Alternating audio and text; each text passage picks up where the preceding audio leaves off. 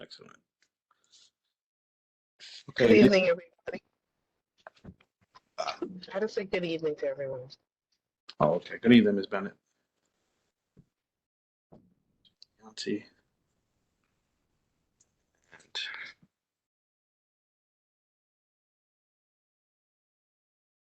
We need one more. We'll straggle it in. Okay. Good evening, everybody. Today, January 5th, 2022, 7:30. And I'd like to call this Land Use Committee meeting to order. The first order of business beyond the greetings as we did the greetings as everybody was entering the meeting minutes. Has anyone, okay, actually, we need a motion to approve the meeting minutes. Can anyone give a motion? Or provide that motion?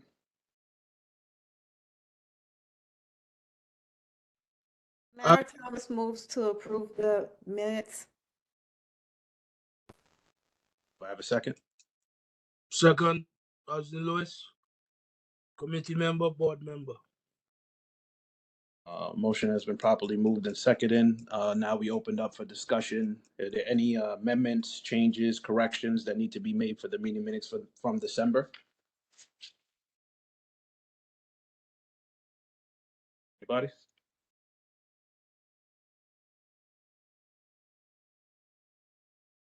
Okay.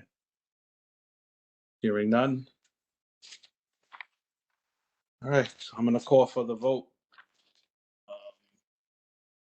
Being that we just accomplished quorum with Ms. Hudson entering, I'm gonna go down the line and just ask for the vote. Ms. Bennett, What are we voting on? you're voting on the meeting minutes for December. Okay, yes. Okay, thank you. Ms. Martinez, Yes. all right, Ms. Viglianti, Yes. Dr. Carol Renew,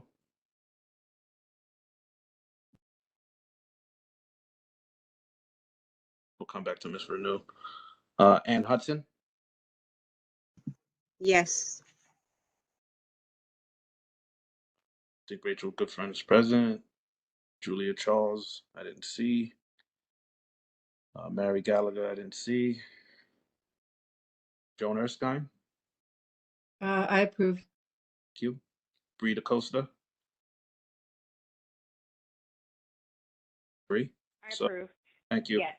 Mr. Dawes, Dale Dawes, Yes. Vanessa Quaishi. I wasn't present for the meeting. Okay, so you're gonna not vote? Is that a no? Or That's the abstention? abstain. Thank you. Abstain. Yolanda Aline,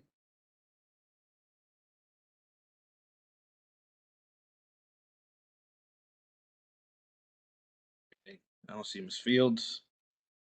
I don't see Ms. Bell Downs. I see Jackie. I don't see Therese. I see Therese. Miss James. Miss James coming. I don't see Miss James. I'm also doing attendance at the same time. Miss Sylvester. Abstention. Thank you. Miss Spence is not here. Miss Robinson.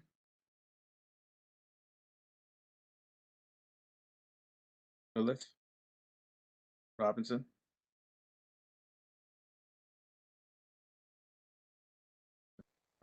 See Trio. Mr. Lewis.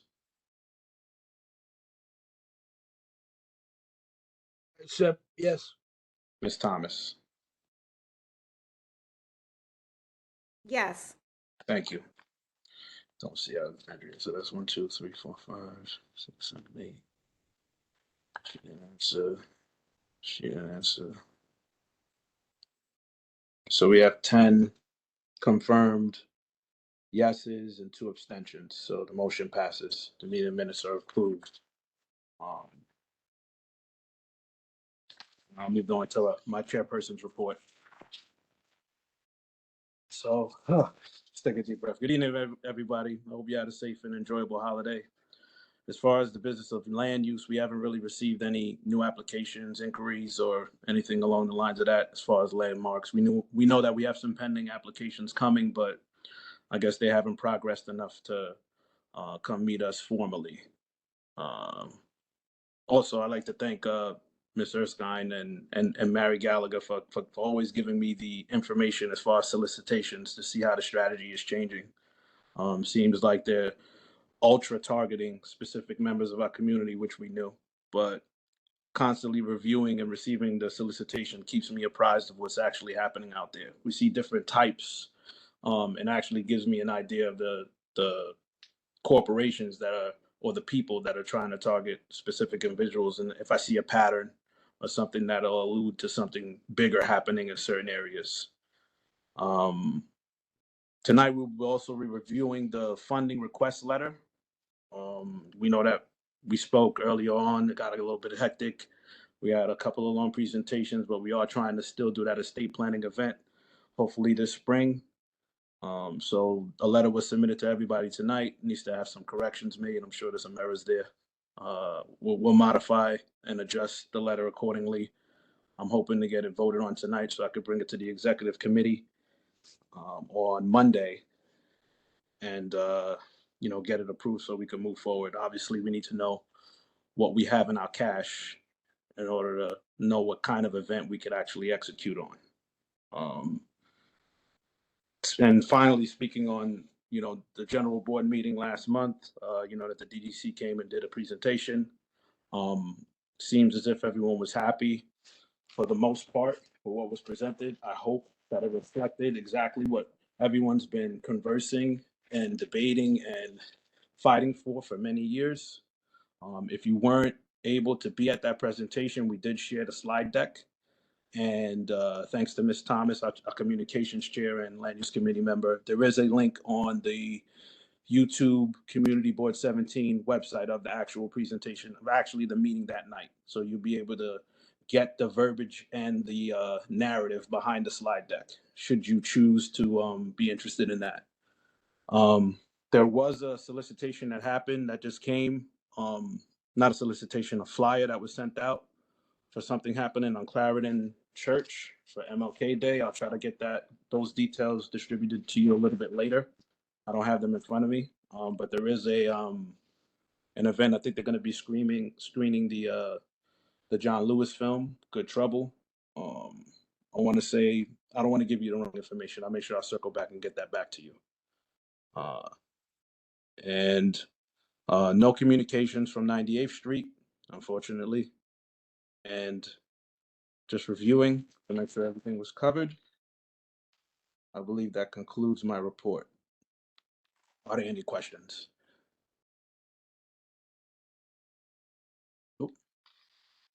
Oh, I guess I don't believe I received the presentation deck I'll get for it. the DDC thing. Thanks. I'll get it to you. Any questions? Or if anyone else didn't receive the presentation deck, I'm going to put my information in the chat. Try to do this a nerd way.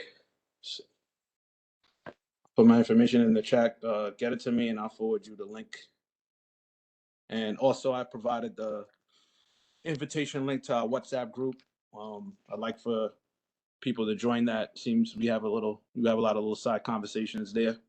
And before I conclude the report, I did want to speak on something we did notice. We did notice these water reservoirs that they're putting in. I noticed them in East New York. Seems like they're like twofold, a way to try to make your community green and also deal with areas that have flooding. We shared that picture in the chat. But if you're noticing that in our neighborhood, I'd like you to keep us apprised of it. I haven't seen any here. I'm not sure if they were requested or if it's a pilot program or if they're going to expand it more, but I did see it last month when I was around East New York. So with that, I'll conclude my report. At this time, I'm going to give the floor over. Come in. Yes. Oh, Mr. Lewis. Sorry. As part of the budgetary committee, that put in. That was part of the request that was put in for these additional what you just mentioned. The I took a picture of it. I'll get the name of it. Just give me a right. sec. But Yeah. a lot of those have been installed in Queens, in particular, all of the high flood areas, the Rockaways, different parts. So I think what it is that now we put in that budget. Now we could circle back and look to see what was done or what is going to be done, and go to the specific agencies and ask them if they have received our request, and if they have not, okay, this is what we would like them to do. Right? I think that's why that was so important that we get that budget in and all of that, because those requests are in, but now you could go back and look to see where the request went to, and kind of speak to those specific agencies, because that is part of what we requested and asked for in terms of how to make the community better, especially with all the areas that flood in the lower section of our district. This is Hazel Martinez. I know in the past, this community has not wanted to be overflooded with rain gardens because, and I was going to ask this questions about the community center, since that is going to be, the community center is going to be a very large thing. It adds another burden to an area that's overburdened with a lot of buildings. And I want to know, what is land use going to be requesting in terms of infrastructure improvements? Because since those buildings were put up, people have a lot of flooding in their basements they did not have before. But the rain gardens is a whole different subject, and that is only a place in our community where people throw more garbage for homeowners to have to clean. So they did not want them, and that's a DEP matter. Well, I think you can't eat your cake and have it. And I think that's one of our biggest problems, is that yes, it's possible to throw trash in it, but Mhm. again, that would be subject to the different how you could call it again, the different each block associations to Mm-mm. govern No, what's going on no, on their blocks, and to be able to protect that, because either you want them I to don't want. help with the flooding, or you don't want them to. It's And not a matter of that. The no, fact is, the Miss city was Martinez. sued, and they have to install a certain number of them. So they don't really care where they put them, as long as they meet the requirements of the suit that they lost. Right, I understand that, but doing the rain garden is a lot easier than the full infrastructure to break open the ground, take out the water pipe, and put it back in. Well, let me Would you tell you, in every other neighborhood, they're having infrastructure repair. It is only in this one I don't see anything going on. again? And rain gardens are not going to solve that problem. Okay, fair enough. But have we done anything in the budgetary aspect in terms of capital or regular? In the budgetary aspect, have we done enough to force them to do that? A lot of that has to do with the people you elect to office. It has somewhat to do with it. There is a certain amount of requests, and I'm saying this because I was a part of this last budgetary committee, and this is something that we as a whole, in terms of the entire community board, has not spent enough time in looking at specific things when it comes to the budget, when it comes to legislation, when it comes to all that. We have not done as well Yes, as they others. have over the years, long before you came.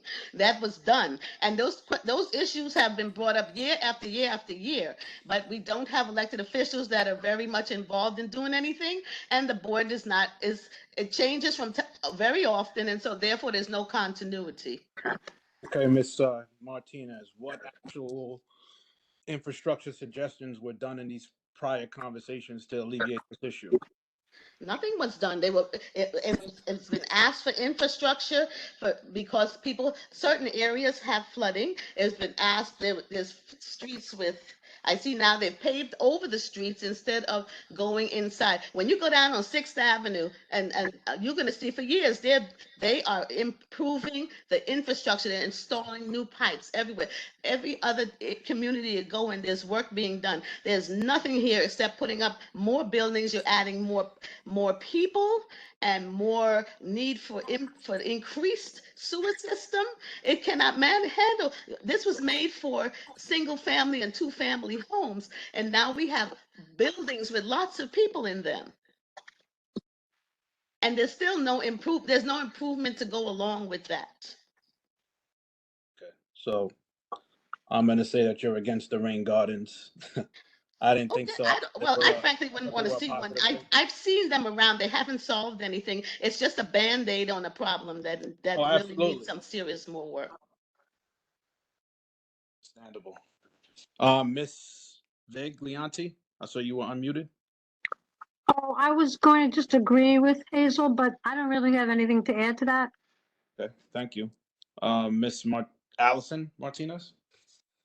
The issue with the bioswales, for the most part, has been about notice or notification by the agencies about the locations, so that the people they find out very late that their block or by their driveway is expected to have one of these things, and then they are not notified or no discussion is had with them. So that's been one of the issues with them.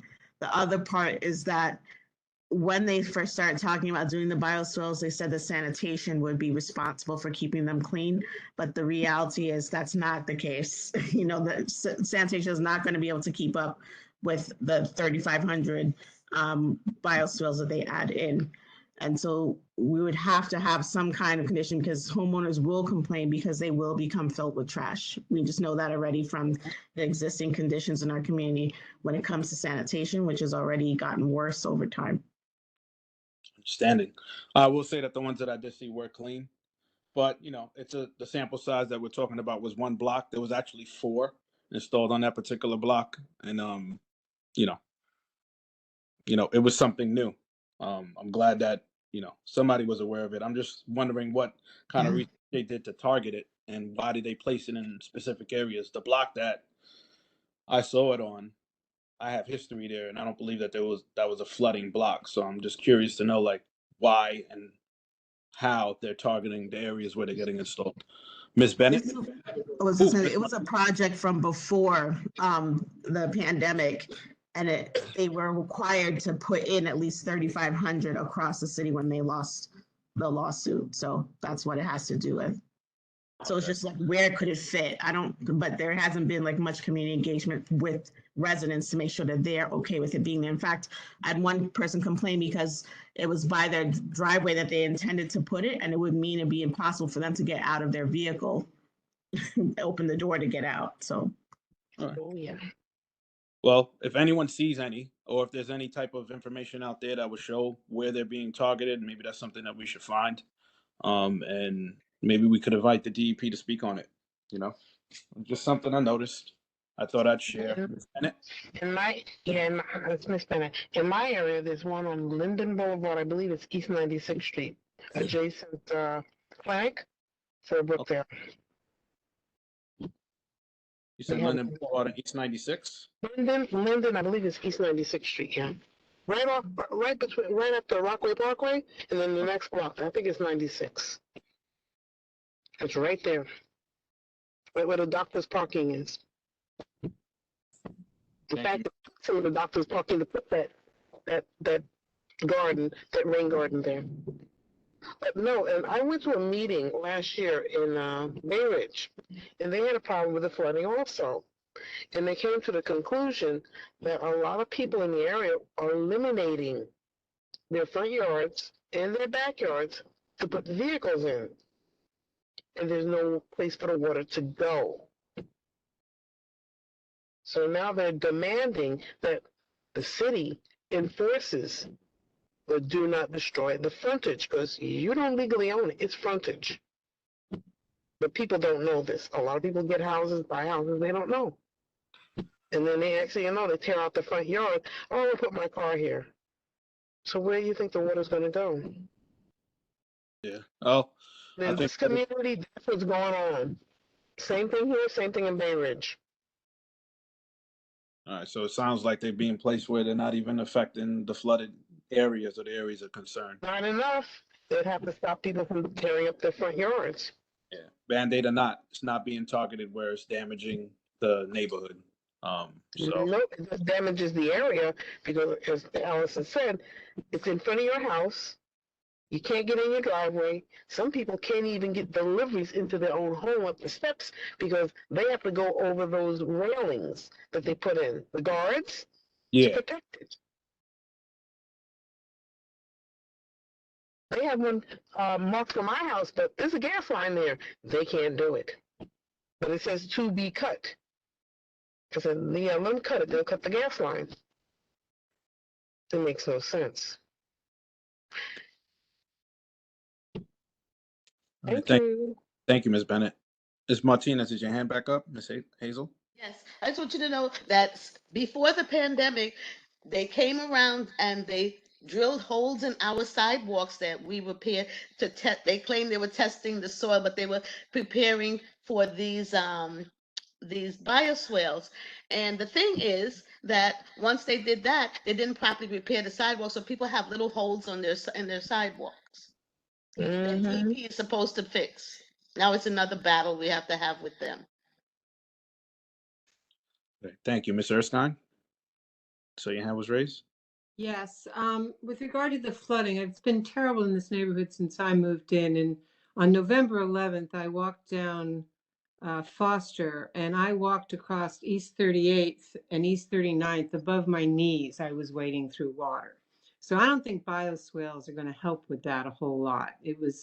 And my neighbors up the street were madly trying. I live on East 39th. We're trying to clear the drains, but the drains get clogged. I registered a 311 complaint and contacted my council member.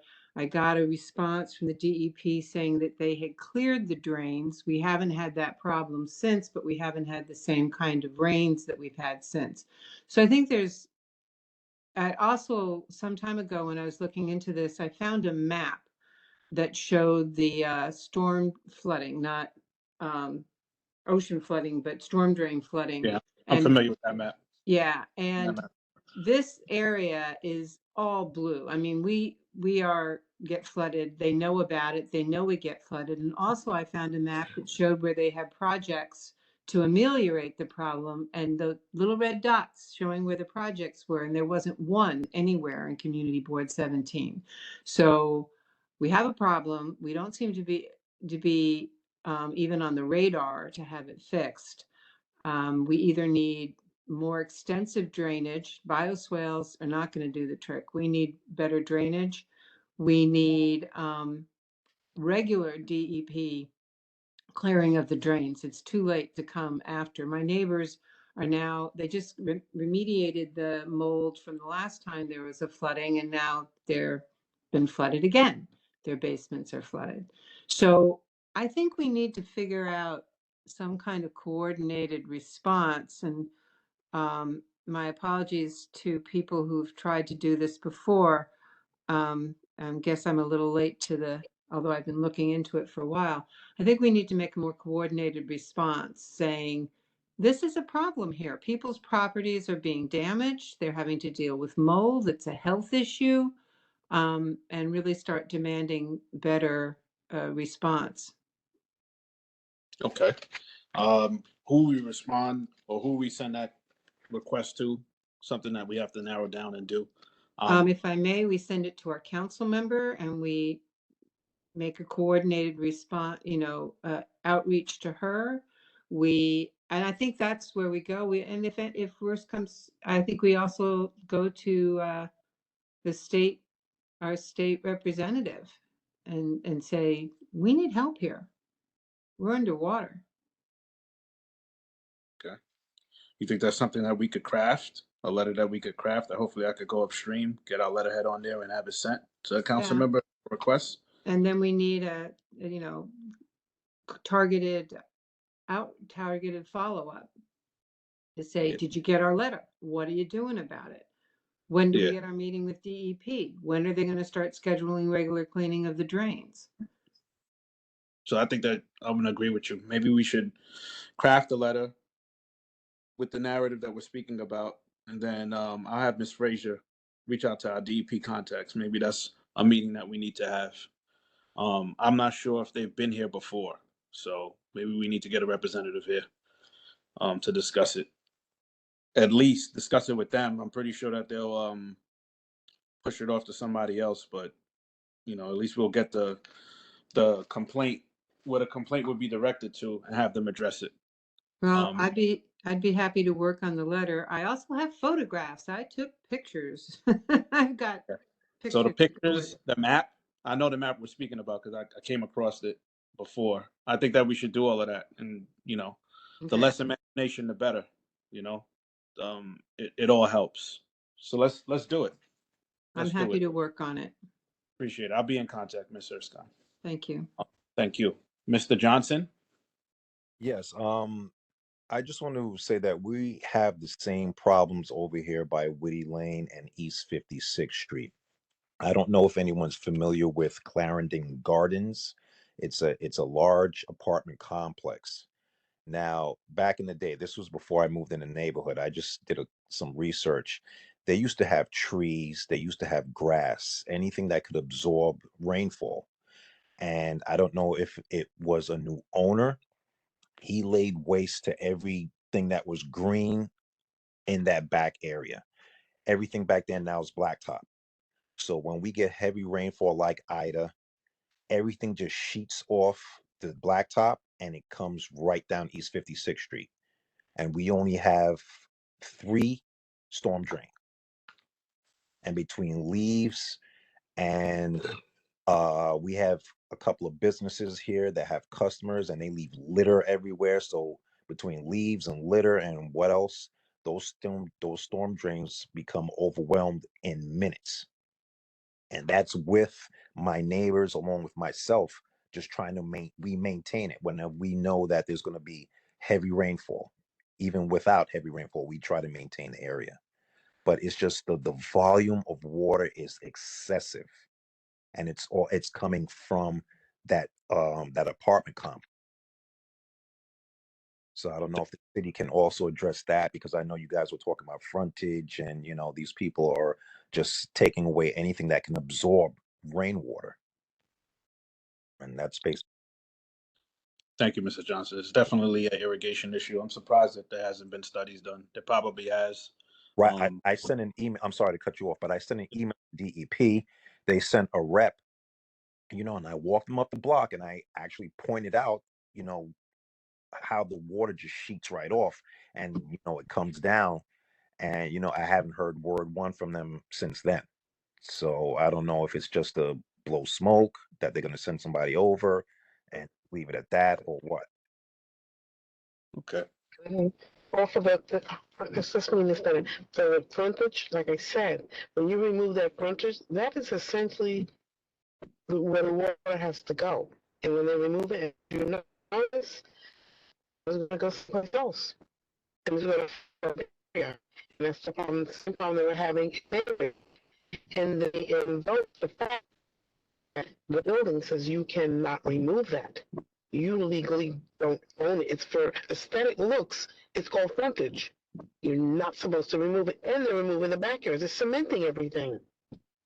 And as you say, blacktopping it, same problem. The water's going to flood. And you'd have to call the Department of Buildings to have these people reverse it. It's the only thing you can do. Department of Buildings. Okay. That's a good suggestion. Thank you. Thank you, Mr. Johnson. Thank you. Ms. Quaishi, you unmuted. Did you have a question?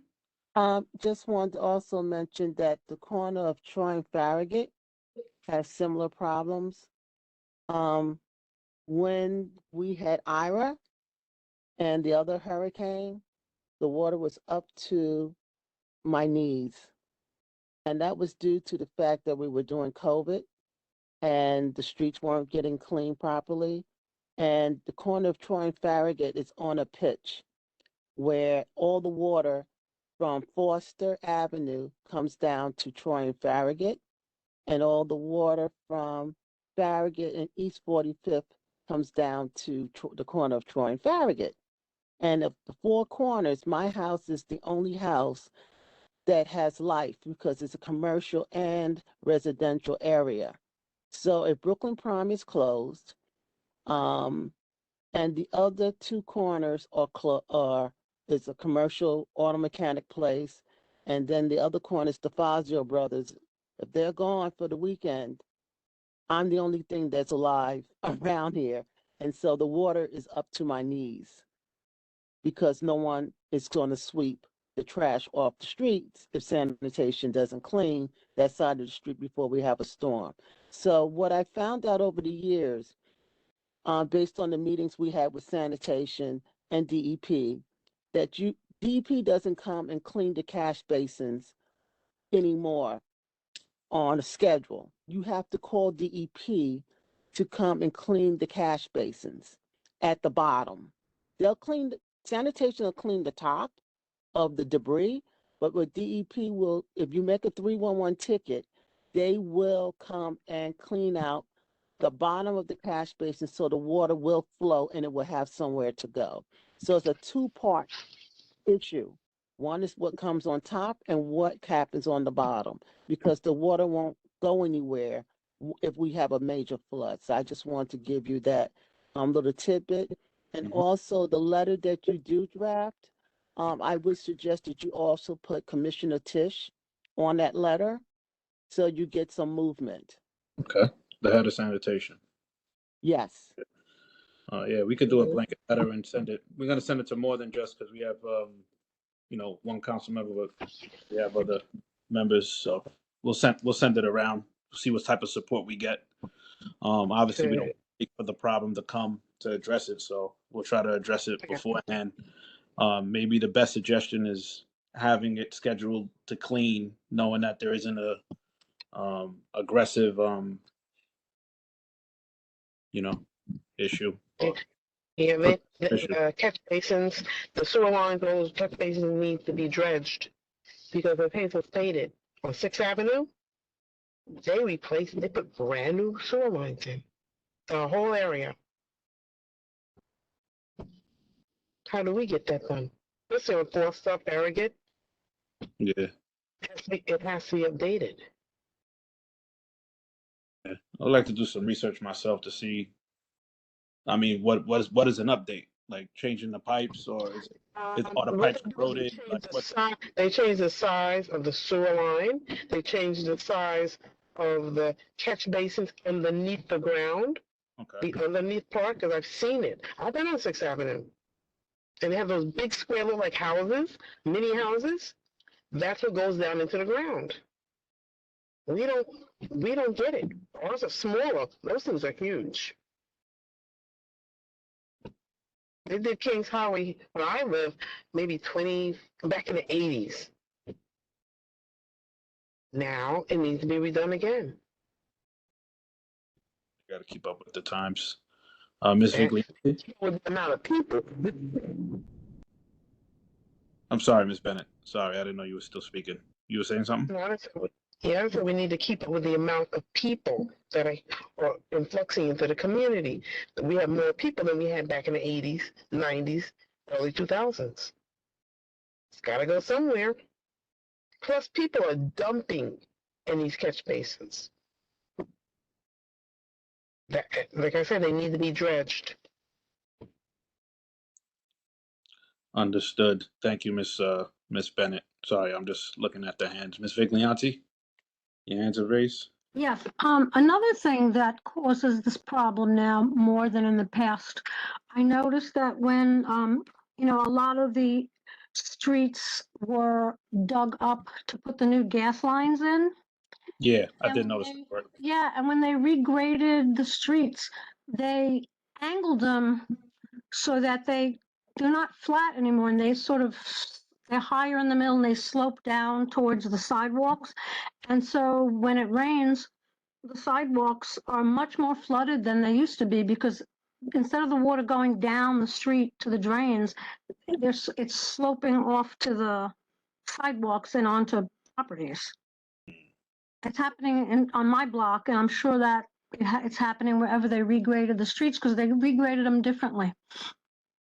I'm saying that it appears to be changing the pitch, Yes. that the water is more aggressively going to the drain direction, but it's actually pouring onto your sidewalk instead. Yeah, instead of going straight down, I don't know how I was before, but I know it's raised in the middle. The streets are raised a little higher.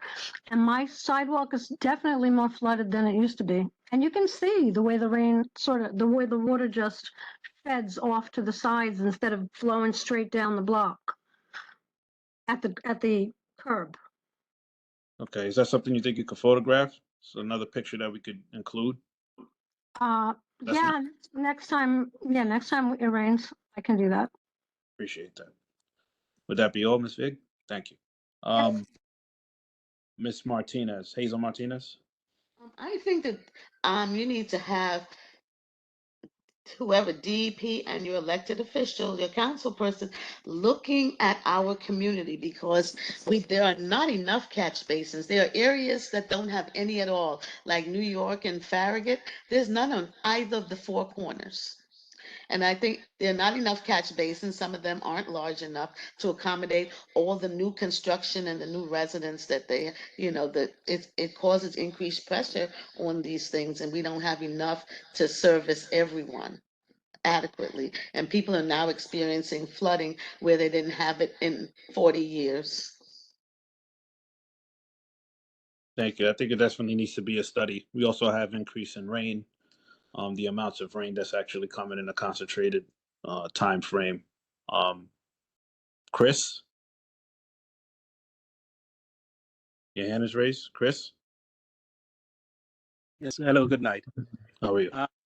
Backing up what Christopher C. Johnson had said before, 56 and Whitty Lane, what I've noticed during heavy rains, DHL does look like, I'm not sure, I've never been in the yard, but the water runs out of the DHL, and this is the corner of 56 and Whitty Lane, and the building that is next door, they don't have a drain off the building, so the water rush off the building. There's no gutter on that building. Oh, okay. Runs out of DHL to the one drain on the corner of 50, the two drains that is at corner 56 and Whitty Lane. So that's added amount of water. I don't know if, as I say, I don't know if because before it was a beer factory, and they cut it up and divide it up in different pieces. So I don't know if DHL have a drain system in the yard itself.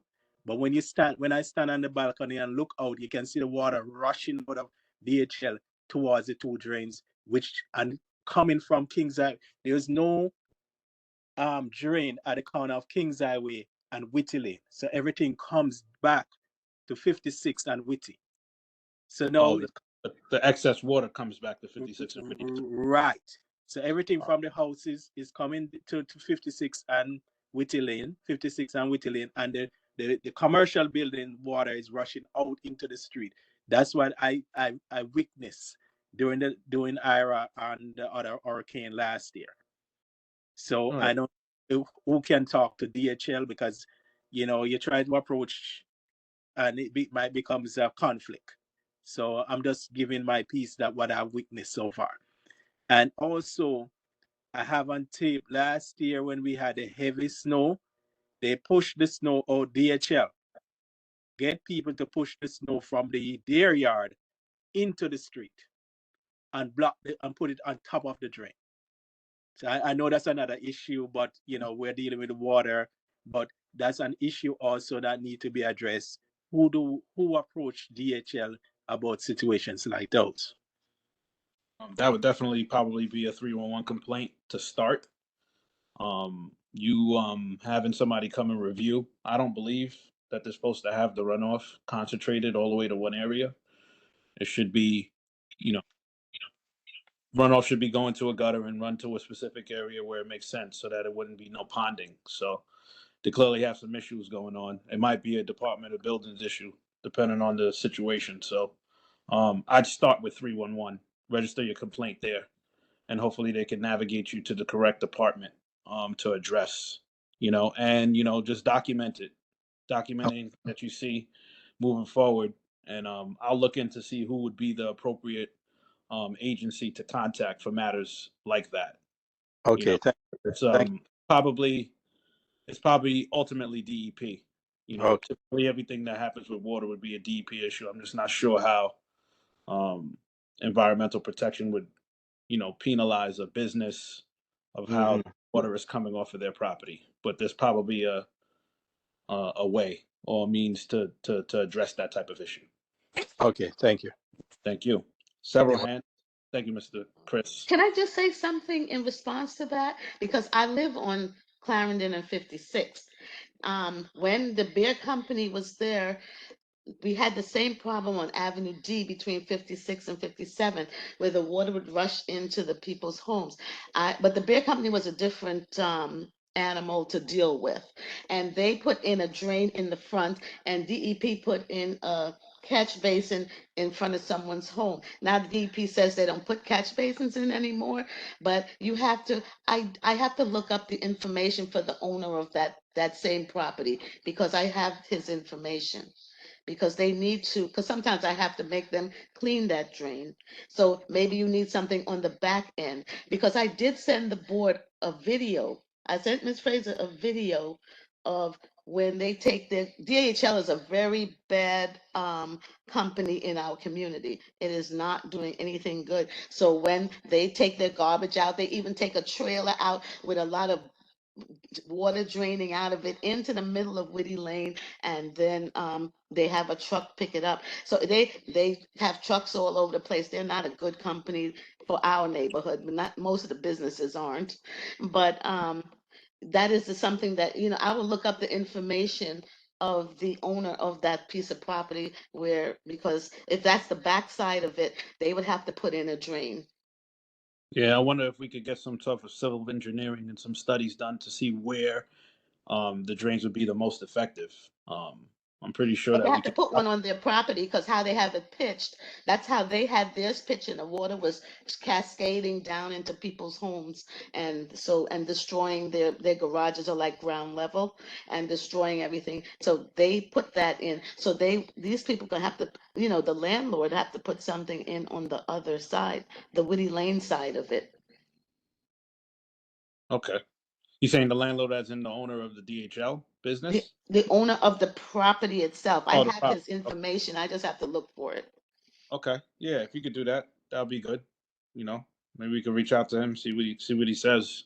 I'm sure there's some other type of irrigation issues to dissipate water, French drains, other things that he could do to give water a path to, seep into the ground first before it goes to. That's all Um, asphalt, so it's not gonna seep any place. uh, no, he would have to trench and put the troughs in, and create a pathway for it. But if it's excessive and enough complaints go in, and we could target and get the correct agency to address him, it seems like it'd be a mixture of two or three. It could be if there's a trash issue, sanitation because he's not cleaning it, or if it's a catch basin issue with sanitation, water, it's probably DEP, and if he's damaging other people's property because of something with his, it could be a DOB issue. So it sounds like we'd be waving a heavy sword. If you could get that information to us and we could contact him, that'd be good. Thank you. Is there any other discussion on the topic? Seeing none. Okay. So at this time, I'm gonna hand the floor over to tonight's presenter, Mr. Darrell Holland. You can introduce yourself, Mr. Holland. If you need to do a presentation, you can make yourself the presenter and share. We don't hear you, Mr. Holland. Can't hear you.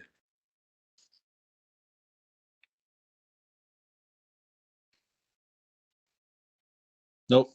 Still can't hear you. I got it. It was in two There you places. go. Thank you. Thank you for this opportunity. I was thinking about what I was going to talk about tonight. I put this in a letter form I'm going to read to everyone that has some facts in it and gives my overview on what I feel the benefits of industrial manufacturing is as opposed to self-storage in our community. I appreciate this opportunity. My colleague is on this call with me, Ryan Cagle. He works very closely with me, and we work on these issues throughout different industrial business zones throughout the city. He's been a big help with me on this, doing some research. So here I go. Thank you. Oh, and after I finish this, I can send this letter to you and a few of the diagrams I have of self-storage facilities in the area and of what M1 buildings look like that would be used for manufacturing. Okay. Before you get started, Mr. Holland, I just want to clarify for everybody that if you weren't at last month's meeting, we did have a presenter that was presenting to have storage facilities at a particular address on Kings Highway 5381. And Mr. Holland is doing a presentation in opposition to that, correct? Correct. To give us a narrative to what we're hearing. So the floor is yours, Mr. Holland. Thank you. Okay. My name is Darrell Holland, and I am a member of the Community Board 17 Land Use Committee and Transportation Committee. I am also the Industrial Business Service Provider for the Business Outreach Center Network, or BOC, under the Brooklyn East Industrial Network Program. BOC is a nonprofit community economic development organization that proudly supports industrial and manufacturing businesses and jobs across Central and East Brooklyn, which have been an important part of this community for generations.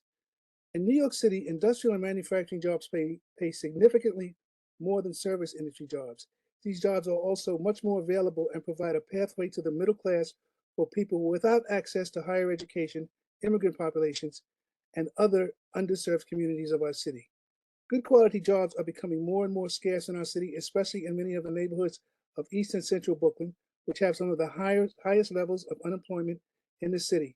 In 2006, New York City established the industrial business zones in order to protect and preserve manufacturing and industrial zone land so that we can keep quality blue-collar jobs in our communities. In 2017, the city went a step further to create a restriction on the development of self-storage facilities in the industrial business zones as they consume large areas of the land, provide almost no jobs, and exacerbate the problem of affordable real estate for local businesses. From my count, there are at least 8 self-storage facilities within a mile of the proposed development of this proposed development on Kings Highway. 2 on Rockaway Avenue, 1 on Forster Avenue, 1 on Ralph Avenue, 1 on Utica Avenue, 1 on Glenwood Road, 1 on Albany Avenue, and other businesses that I've heard that were problems to you. And so I also put on here and the U-Haul site, because I've heard a lot about that. The U-Haul site on Kings Highway. I might be missing 1 or 2. However, the point is that we are not without a lack of options for self-storage facilities. I do not doubt the developers who say that there is a demand for self-storage and that it is a very profitable business model for them. However, I would have to assume that demand is driven by people coming from Manhattan and wealthy parts of Brooklyn looking for a lower cost place to store their personal overflow items. I have been part of many local community board meetings, and I have heard a lot about what is needed in this community.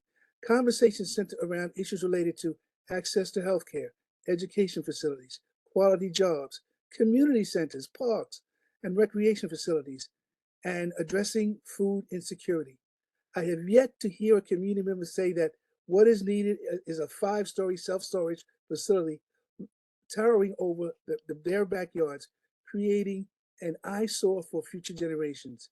In contrast, as shown by the Department of City Planning, a typical M-zoned M11 construction projects are 1 or 2-story buildings with on-site parking, and in our experiences, sellers are almost never included.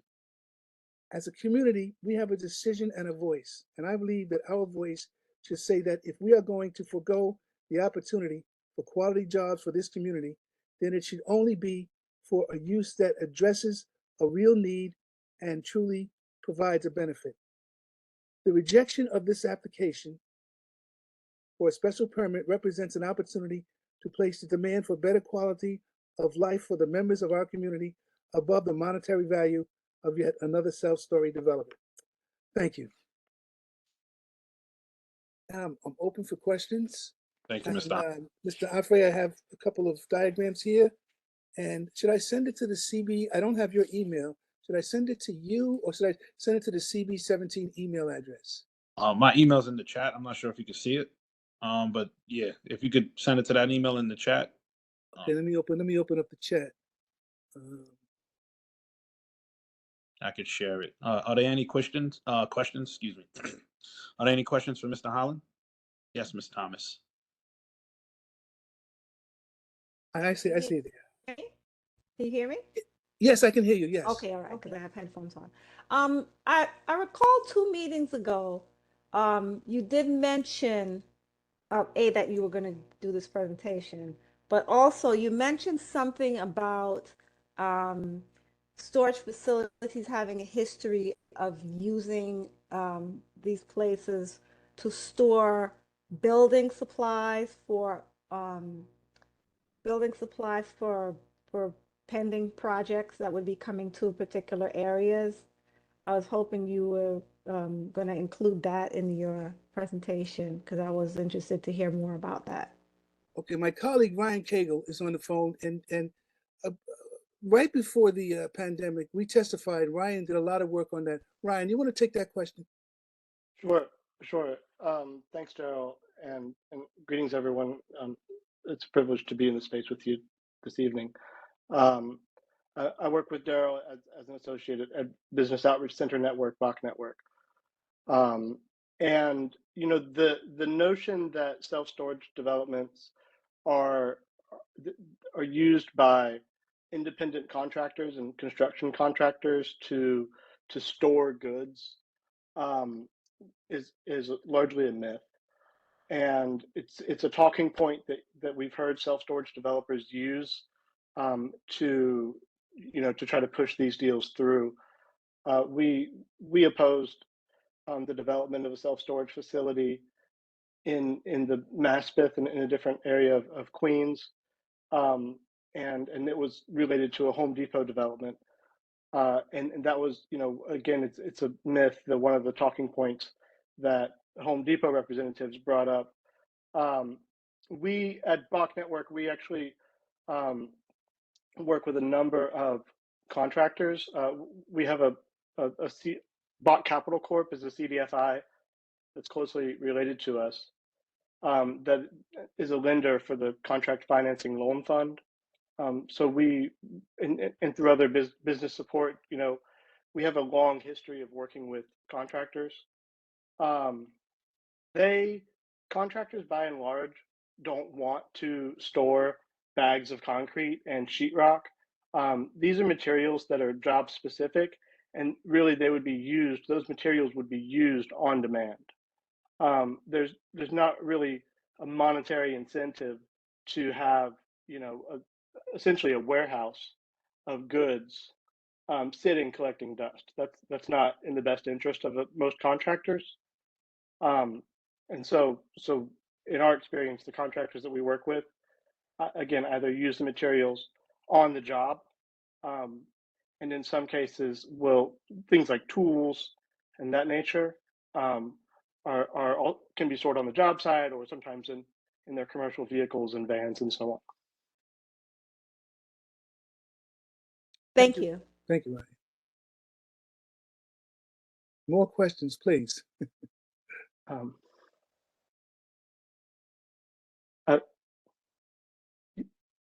You had the map up of the self-storage developments. Yeah. Mr. Afray, you put that map up. Could you put that out again? That was really good to see. I'd like to point out just a few things on that map, if you can put that up for a minute. Well, and then I've been chuckling to myself. So I worked on this map, and I've been chuckling to myself that comparing and contrasting this map with the map that the developers presented, I think it's really quite humorous. In addition to having an overload of information that has nothing to do with other self-storage facilities, how far zoomed in the map was to only show 2 self-storage facilities within a quarter-mile radius is really just laughable. If I can, this is perhaps a little bit too far zoomed out. I'm on my phone, so it feels a little bit zoomed out, but you can see basically the purple areas are industrial business zones. Those are the areas that Daryl had referenced that in 2006 were created to protect and preserve industrial manufacturing jobs in New York City. There is you can see there is one that is a red marker that is that's in the Flatlands Fairfield IBZ industrial business zone, and that is the site of the Kings Highway proposal. Right, and just let me add that if you see that long peninsula type strip, about 3/4 of that going from east to west, or maybe a little less than 3/4, maybe about 2/3 of it is in Community Board 17, and those blue dots are the industrial, the self-storage facilities that came up during the search. But Ryan did a great job on this, but we both realized that we found other self-storages in the vicinity and right along the border that really abut the community and add to the impact and exacerbate air pollution, traffic movement, all the different things that I heard the land use committee members speak about when the developers team spoke last week. So, and from my presentation, you can see there is no need for another self-storage facility in Community Board 17 in our area.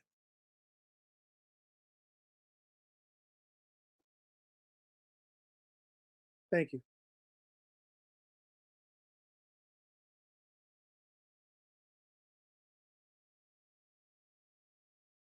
So, Mr. Afray, if we have a quorum tonight, based on my presentation, will we take a vote on whether or not to support this or not support the self-storage permit? Will that happen tonight? There's a hand up, Allison Martinez. Oh, I didn't see that. Please. Sorry, I just wanted to find out if whatever happened with, I thought that I remember hearing that it was no longer really profitable to have the self-storage after the ICAP tax abatement wasn't grandfathered in for a lot of projects. So was there any change at the state level after that to, I don't know, extend that tax exemption program? Why this would be even, considered as a profitable option now? Okay, the ICAP program is still available, and it's still available for these developers, and I'm sure they were going to use it. In my research and my findings, I found out these self-storage, they are conglomerates that have loads and loads of money, and they invest in properties, and they put up these facilities.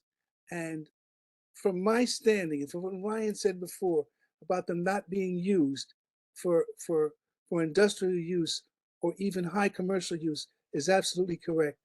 They just put them up because they have a source of money. To me, it's like something deadpan. Okay, they're going to get the incentives, and you're right. I think you're absolutely right. They are not profitable. We have asked, Ryan, myself, and my other team member Quincy have testified a number of times prior to COVID-19, and we were unable to find out from the number of self-storage facilities that we testified against and people that own self-storage facilities to give us any kind of number on what the occupancy rate is in their self-storage facilities. So yes, I believe they're totally unprofitable, but they would never tell you that. Yeah, I don't know if I totally agree with the characterization that they're totally not profitable. And we have heard from the applicant, that they're building the self-storage for a reason. So, and I think that's part of why we oppose self-storage, particularly in the industrial business zones, is because they provide, they provide immense value for the developer. So, because again, I would characterize them as being profitable. but there's no real value for the community at large. You get all the negative things with having, you know, a business so close to you. You get the traffic, you get the customers coming in from outside of the neighborhood. There was a lengthy conversation about runoff and those kinds of things, which are incredibly important issues. You get all of those negative externalities, but without really any of the benefits to the local community. It's, you know, in terms of job creation, these self-storage facilities create next to no jobs. In terms of quality jobs, the few jobs that they do have, it's like 3 jobs on average. They're low wage, low skill, you know, not what most people I would think would describe as quality jobs that can provide, you know, upward mobility. And that's, you know, why we support industrial and manufacturing, is because these are quality blue collar jobs with a pathway to advancement. You know, these are jobs that are for members of the community. And the self-storage is a profit for the developer only, and the target clientele are people outside of this community. Thank you, Ryan. You do have a few questions. Hazel Martinez. Frankly, for that location, I don't see that it's good for industrial or a storage unit. Years ago, they were tennis courts. And as soon as people of color moved in, then it became an industrial spot in terms of the fumes from buses, school buses, and now the consolidated buses going from there. Then Amazon is there running up and down our streets once again. And I don't see, so if they put a storage unit there, all I see in storage unit are lots of rodents and all that sort of stuff. And what people keeping it is not just construction people storing things. People have whole apartments almost in some of those places when they get put out of their homes. And they can just buy and hold this till the next project comes up that they decide they want to build there and further destroy our homes. I guess the goal is to run us away from the area. So that's a really interesting point, and thank you for sharing that, Ms. Martinez. I was not aware of the history that it was a tennis court before, and I think that, you know, in our conversations about this, and we tried to make this come across with the letter, is that if we're going to, or you know, if the community board is going to make a special consideration, because this is an applicant for a special permit to construct a self-storage facility inside of an industrial business zone. If you're going to make a special consideration, make it be for what I'm hearing from you, and I think I saw by in the chat, we have it rezoned for green space. Make something good. Make a special consideration for something that is for the community, by the community. Don't make a special consideration for, you know, a jobless vessel. Thank you. It's possible, Ms. Thomas, just addressing your question.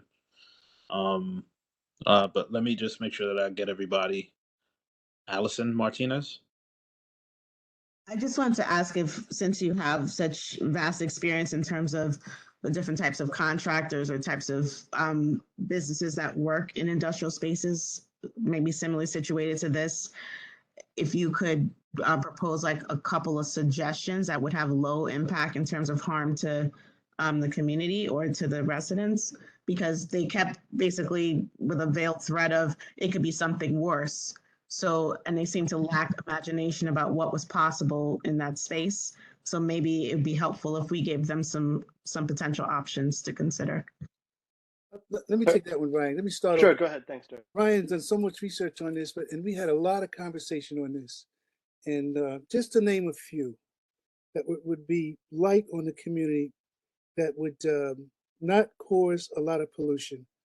3D printing, that's one of the new things that are coming out.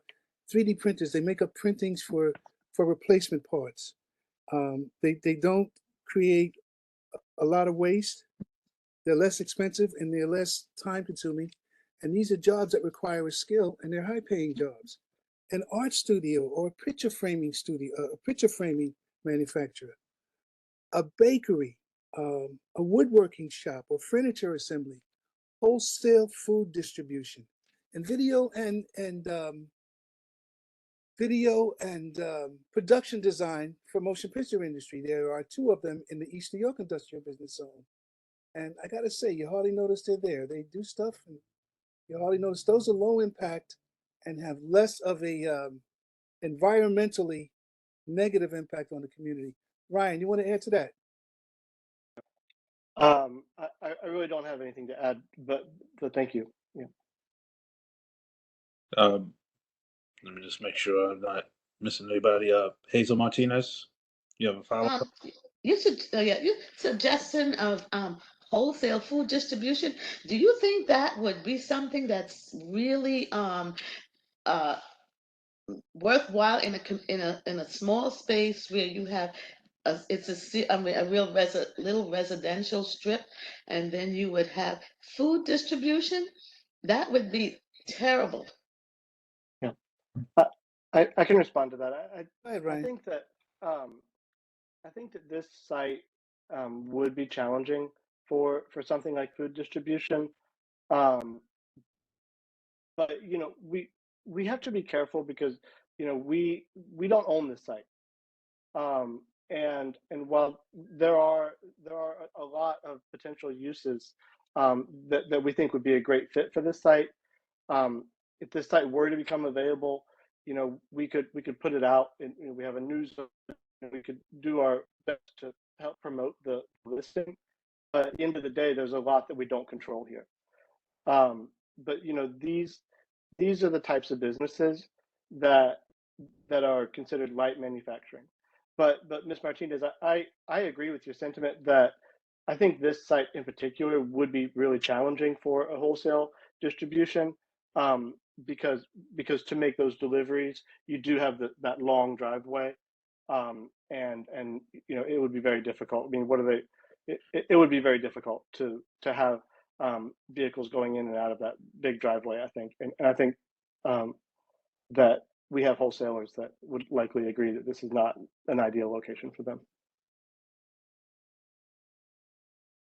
Thank you. Mr. Dawes? Definitely, I had the same question. If you can't hear me, please let me know. No, yeah, you're coming up a little choppy. It's a little bit. Hold on. Hear me out. It's better. Okay. I had the same question as Allison, but you already asked it about what kind of businesses you suggest. For the businesses that have been suggested, can we be provided with a list of those businesses, some examples, the names of the businesses, the address, if you already have community impact study? The question is that from the listed businesses, do you have any data to support that they're low impact on the communities that they exist in? Or any of their suggestions?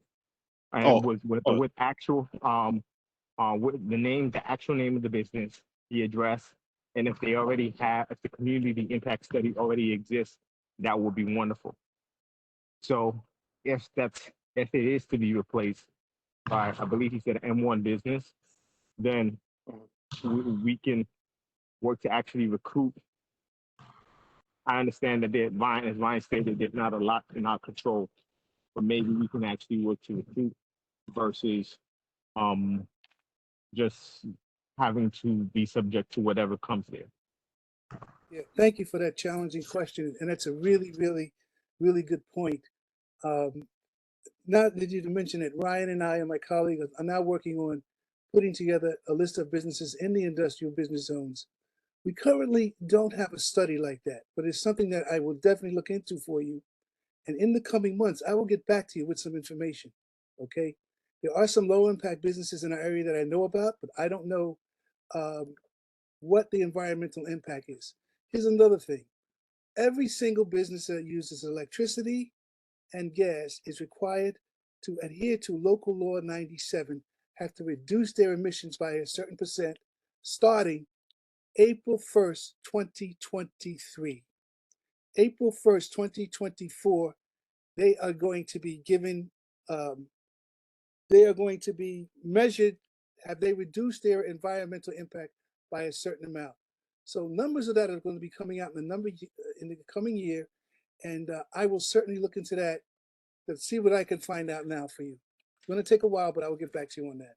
Excellent question, and thank you. If I can add on to that just a little bit. Sure, go ahead, Ryan. Thanks, Joe. Thank you, Dr. Dawes, for the question. One thing I just wanted to add on, I don't know that we have like hard data, environmental impact study. That sounds very big and official and time consuming. But I think we do have a lot of anecdotal evidence and relationships with business. And I think that would be valuable to the community board members as well. Just generally, because, we're people in this. And I think that we hear your concerns about traffic. We hear your concerns about, negative externalities and that kind of thing.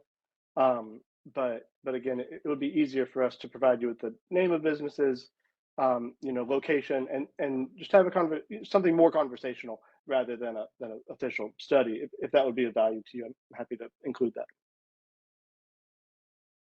Yeah, I believe any data that supports your suggestions would be appreciated. If you could just package that with the presentation that Mr. Holland put together and get it to the office in some manner, I'll make sure that it gets distributed to the committee members. Thank you. Mr. Lewis? Yes, good evening all. Again, one of the key points we have to take away from this is that, again, these will be requests to the owner. The only thing we could do right now is maybe try to stop that from coming, but the owner has the last word, that owns that property. So again, it's like, you're making suggestions, but I want us to be prepared for worst case scenarios. And if we're not prepared for that, we might get all excited, we do all this work, put all this thing in, and the same owner turn around and tell you, well, that's good that you did that study, but it doesn't affect how I feel about what I want to do with my property. So we have to be very mindful of that and not get away from that. Any comments? Yeah, no, sure. I understand what he's saying. But so one of the ways that we can be sure that the owner will not get exactly what he wants is by denying this permit for self-storage, which is going to be a big eyesore and not a benefit to the community. I know there are drawbacks for manufacturing as well, but some of the pluses of it is that manufacturing facilities are no more than 1 or 2 stories.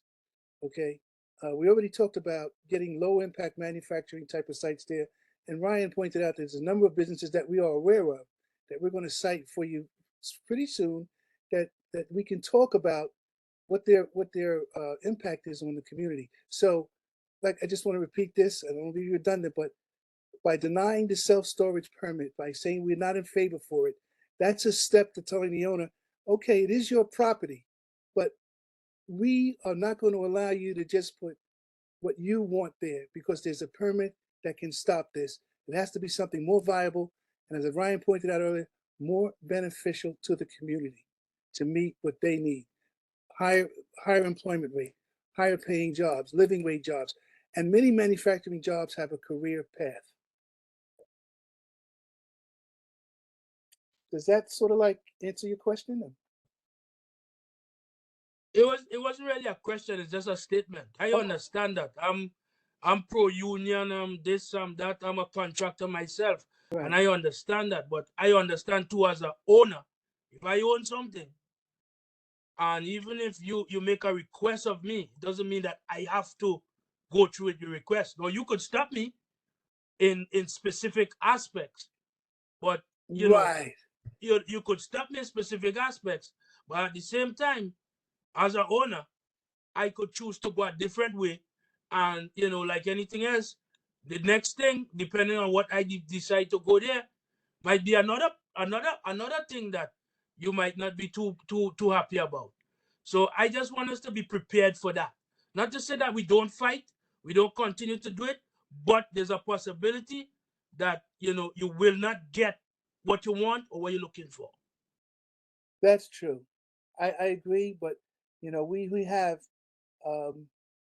a number of low impact type of manufacturing operations and entities and entrepreneurs that could be looking for spaces like this. And we're going to give you some examples of ones that exist now, and hopefully talk the owner into, if he doesn't get the special permit, here are other options for you. We can do a search. We have businesses coming to us looking for spaces all the time, and we search them out. Okay. We want to get this on our radar. It'd be good if we could meet the owners and get this on our radar to say that, look, we'd be willing to help you find a manufacturing and industrial type of business for this location. We would.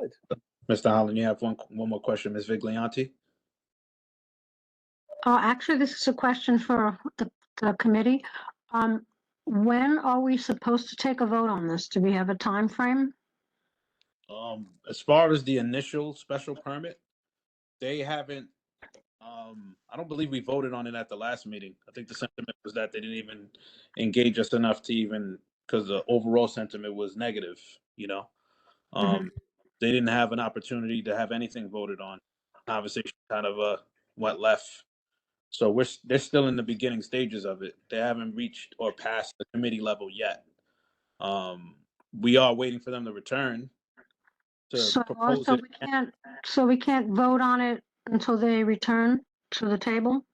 Absolutely. If we call a motion and we decide to vote on the overall feelings of 5381, as a committee, we could have a committee-based understanding of it.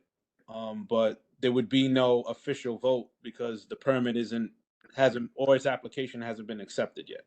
They're looking, they're basically canvassing to see if we would accept that permit. I don't believe that application for that permit has been submitted and they're ready for us to engage us in that way.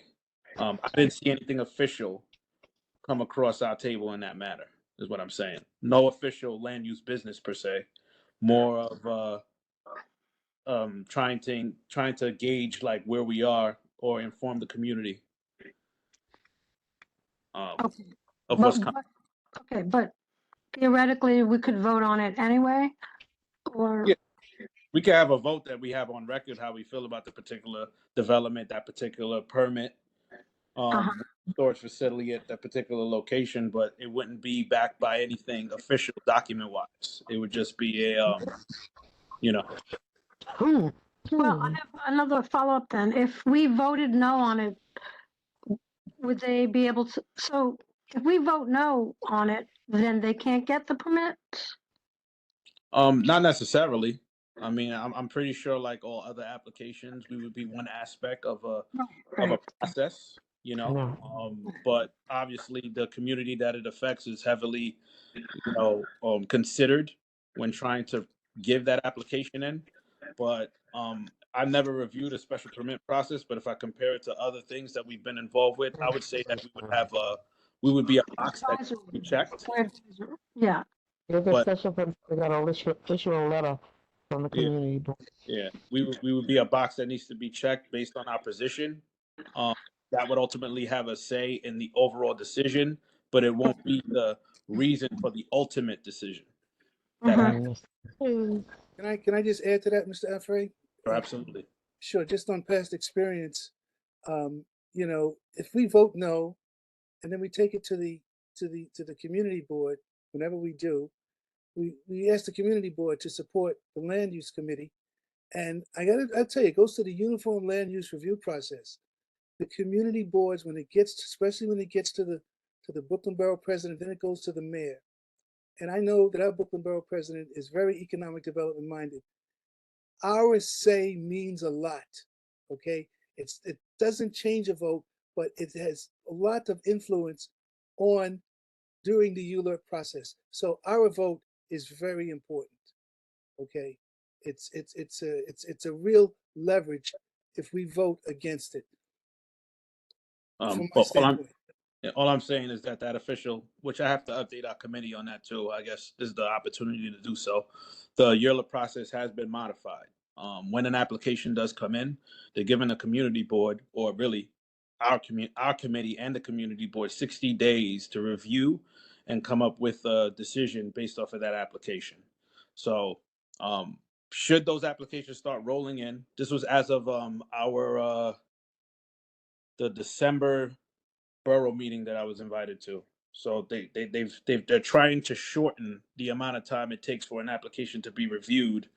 So consequently, that may mean that if an application comes on an irregular day of the month, we may need to actually have a official meeting or a special meeting to address it, to make sure that we get it through our system in time so that it's acknowledged at the actual process, if you understand. I just wanted to make that clear. I don't know if I shared that information yet. I don't think we've gotten anything official yet, but the training has been out and they're trying to concentrate the amount of time it takes for, or speed up the amount of times it takes for the application to go through. And Mr. Reynoso has made it clear that we have to be on our P's and Q's and make sure that we have anything solid to support our position, in opposition or for whatever application comes forward. Ms. Bennett? I got unmute. Now I was gonna say, as for the building, I was at the last meeting when the residents were there. And they were talking about all the flooding that has been going on, all the problems that had with water backing up into their homes. And if you forget, there's a water table under that land. It's an underground stream. If they disturb it, where is that water gonna go? Well, Mr. Collins right, they shouldn't put that there. okay, I agree with him. Not just for that reason, but the reasons for the residents on Whitty Lane. Okay. Sorry, you kind of lost me there a little bit, but yeah, I see where you were going with that. Yes. Up the ultimate, what happens with construction and what will happen if the water table was tampered with. Yes. That water's got to go somewhere, and it's not going to go underneath. It's going to go down around 56 on the other side of Whitty. It's just going to reroute. It's gonna enhance or exponentially increase the issues that we're having. Enhancement is something better. This is going to damage the area. well, for any project, Ms. Bennett, that where you have to build on, number one, manufacturing facility is going to be 1 or 2 stories as opposed to self-storage, which is going to be 5 stories, which is a much harder impact on the land. But there has to be an environmental impact study to clear that up before any building that could be done. And Whoever decides to build on that will have to be addressed before a permit is given to build. That's correct. Right. Thank you, Ms. Bennett. To answer Ms. Thomas's question, there's no way to actually prevent the YERLA process from happening. Everyone has the ability to submit an application, but they have to go through the process of checking all the boxes and doing all the studies and answering all the questions necessary to get it passed and moved through. What we could do is make sure that our position is stoic, as a community, that we're against it. And hopefully, if they, make sure that that's clear to our council members also, that they know that that's our position on it. Hopefully they support us in that manner or in that position. And we can leverage those 2 positions to prevent it from happening. But it still goes to the borough president. It still goes through the process. It's a process. But, the community is considered in that process. So I don't want to make it feel like we're being ignored or anything like that. Like any other application that comes across our desks, our opinions matter, our voices matter, and they are recognized when reviewing applications. We've seen the positive side, and this would be like the negative side. So I do anticipate that the application is still going to come before us regardless of our position on it, because I would think that it would in the owner's benefit, that he has nothing to lose by going forward and just trying to get it pushed through. But that doesn't mean that it's going to go through, but I don't see why he wouldn't, as somebody being pushed in. If this is ultimately his desire, there's no loss to him in attempting to make it happen. All right. I'm not sure who was up first.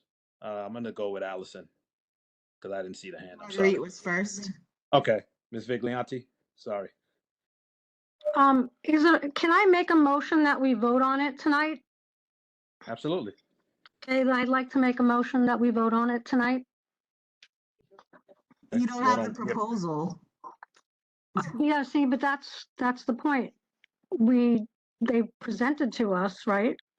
No, they were basically floating it out there. They hadn't put forward an official proposal. That was kind of what I asked before, like, when can we vote on it? So we have to wait for them to give us an official proposal. We have to wait for that application to come across But our. An application and a proposal are two different things, right? Well, the application and proposal are going to be one and the same if they're asking for a special permit. You know. What about if we just do this a check for ourselves instead of just a vote? We get a consensus. We can do a consensus. There's nothing against a consensus, but I think the consensus is kind of clear. But if we need to have a consensus on paper of where the committee stands, is something, I can't deny a motion. Somebody makes a motion and a second, and we can vote and ultimately have these ideas galvanized in one manner. Get a consensus. That's all. Instead of a vote, consensus. But the motion is on the floor to take a vote. So if nobody seconds it, then I guess the motion doesn't pass. May I speak, Mr. Chair? We need someone to second. We need somebody to second the motion in order to have discussion on it. So that needs to happen. Can I second it? Mr. Holland, I'm not sure if are you a registered land use member? Yeah, I am. I'm a committee member. Okay. So Yeah, You're an interested party. You can't do. To Ms. Frazier. Yeah. Yeah. He said he filled the application. So. Yeah, I filled it out for this and the transportation committee. Right. Let me just check with Ms. James to make sure that Ms. James. Hi, good evening. We are treading on have to be very careful how we tread here. The motion has to be very carefully worded. Not sure I heard what was worded. I think it would need to say something based on the presentation of the owner on such and such a date, right? Mm-hmm. And the things put forward, and based on what we've heard tonight, we don't think it's in the best interest, because it has to be very clear that we're not being biased, but we had a solid foundation for taking this vote tonight. Based on what he said, based on information tonight, it's not in the best interest. But the motion has to be clear. Okay. So Ms. Viglianti, I'm going to take this opportunity to have you, if you could just verbalize, maybe write down the motion so it's clear, using our last land use date and those presenters' names and Mr. Holland's time today, and then represent the motion, because I think that it failed because it wasn't seconded. All right. Okay. If you could just get that language together, and then when we go to new business or move along, we'll make sure that we address it and vote at that time. Good. Okay. I don't know the names of the presenters. I don't have all that information in front of me to be that clear. Okay. Maybe somebody else can make the motion that has that information.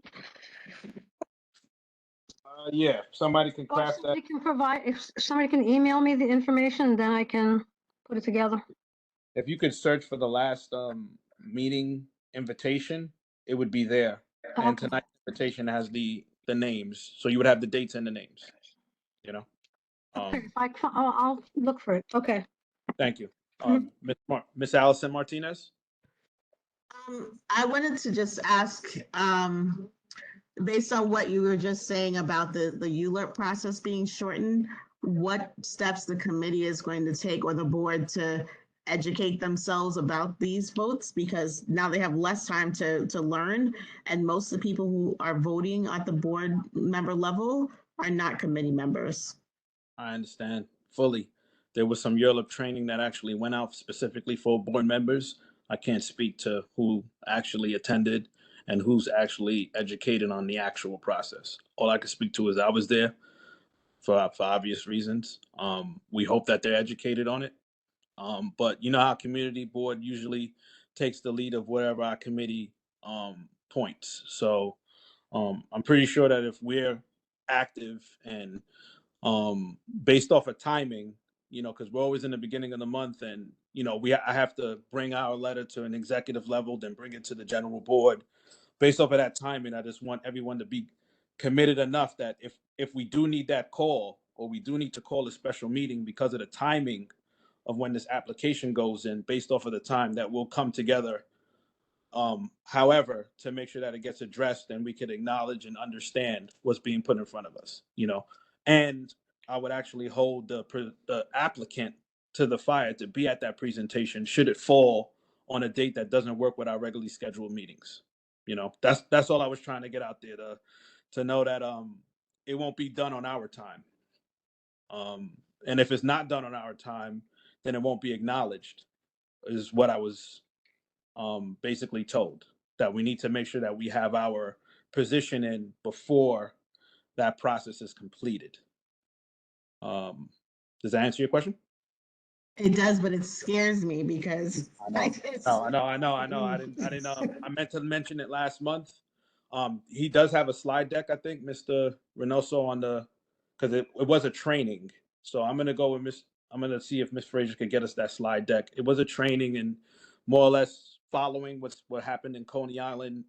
He went into his training and he explained how the process was on the surface level, but it's not being implemented, I think, until March. So, or actually February into March. So we may start seeing applications come in, and I didn't want it to be a total surprise. And it is something to be fearful of because, again, we have to do it on their time, and we're against the clock the second the application hits our office. Something to be mindful of. And Ms. James, your hands are still raised.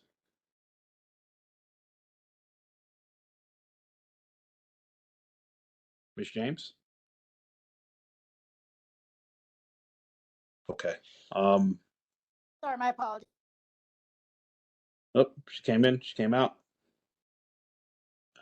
I don't know. Maybe she wants her hand lowered. I'll lower it. Okay, cool. Hazel Martinez. I'm a little concerned that we are planning on making a motion and voting on a matter that we don't have all the paperwork on. And I don't know, to preempt the submission of the paperwork, I don't know if that is really going to make sense. I'm not in disagreement, but if the motion goes to the floor, if it gets seconded, you do have the power of your vote to deny or push forward with whatever comes forward. We don't have to always agree to move with whatever's presented, but we do have to give everyone the opportunity to give their opinion in whatever shape it comes in. Mr. Johnson.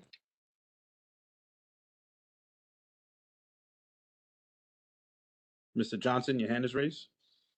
Could unmute yourself. I'm sorry about that. If the developer does decide to go through with this project, how soon would the committee board, notify people in the district that, hey, they submitted the application yesterday, and then we take steps from there? Being that your Whitty Lane residents was as present as they are, the second we get notification, obviously it always goes to our committee member, but with this particular project, I believe Ms. Frazier will definitely concentrate that information to the affected residents. She will find a way, or we as a committee will find a way to make sure that that information gets to you, whether we have to print it and go to your doors, because we've already discussed that sometimes we need to do additional boots to the ground methods to make sure that the information gets out. But once we know the application happens, also you can make sure that the residents are a part of the community board, so that those communications go there, or be a part of this committee, to make sure that they get those communications when they come in, because they come in and like we said, it's 60 days, including weekends. They're not really, you know what I mean? They're trying to make it happen as quickly and in their mind as effectively as possible. So I suggest that you have them, get on the mailing list or get on or join the committee, or if you have representatives from from your neighborhood like yourself, you join this committee. And when we're notified, you'll be, and you can notify everybody else. Okay, great. Thank you. And obviously, you would be invited to that special meeting should it happen on an off day. That's not our regular meeting day, to make sure that it happens in a timely manner and we get our opinion drafted and sent to the appropriate parties. Okay, thank you. Thank you, Mr. Johnson. Ms. Vig Leonti, are you ready? Or Mr. Lewis? Sure, I can make the motion. Okay. Okay. So I'd like to make a motion based on the presentation made at the December 1st land use meeting by Ellie Gewertz, Davidoff Hutcher, and Citron LLP. They were asking for a special permit to rezone 5381 Kings Highway to build a storage facility. I would like to make a motion that we vote on this matter tonight.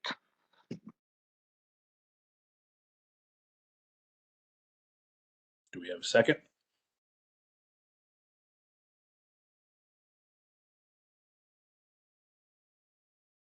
Going once. Going twice. I second. Who seconds? Miss Downs, was that you? I'm not sure who seconded.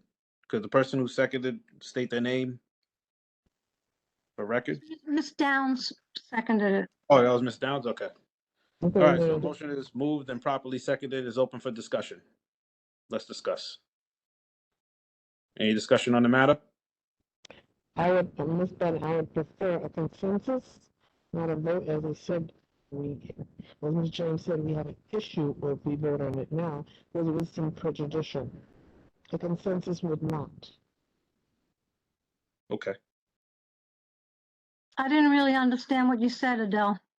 She's saying she doesn't want an official book record because we would have a vote on record on an application that hasn't been presented in front of us. She wants a consensus vote, so it wouldn't be formal, and it wouldn't expose us to any issues. Is that correct, Ms. Bennett? Yes, but I have an issue like a lawsuit. They may deem this as prejudicial, so yes, I just prefer consensus. Yeah, she's saying that she doesn't want it to be perceived as prejudicial or, effectively denying them before they represent in front of us, because they're going to come back. So that's her opinion. I'm just trying to speak because she sounds a little muffled. Miss Erskine? Can you hear me better now? A little bit muffled still. Okay. All right, discussion.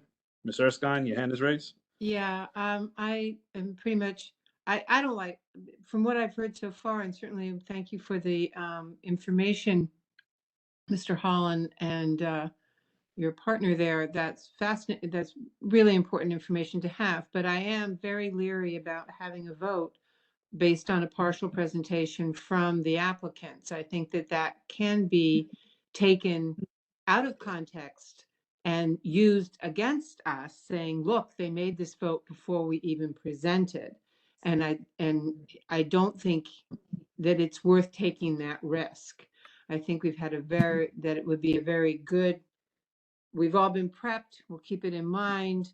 And when they do present again, we should question them closely and perhaps take a vote at that time. But I think it might actually be detrimental to stopping them, which is what I would like to do, if we act precipitously.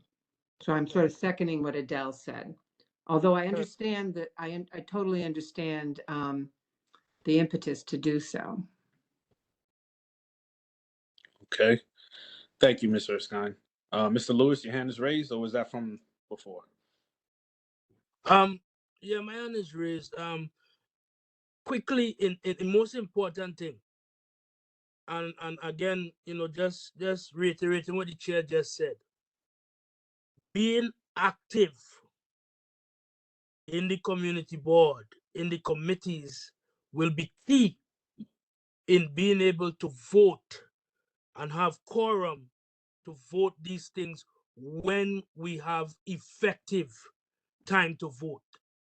I think that is one of our things, and it was said last month in a special meeting by the council member that between 17 and 9, or between our community board, 17 and 9, out of all of the others, we are the most considered the most disorganized and the most the term she used in particular is not just disorganized, but we are the ones that are like the laughing stock of the rest. Dysfunctional. We're dysfunctional, yes.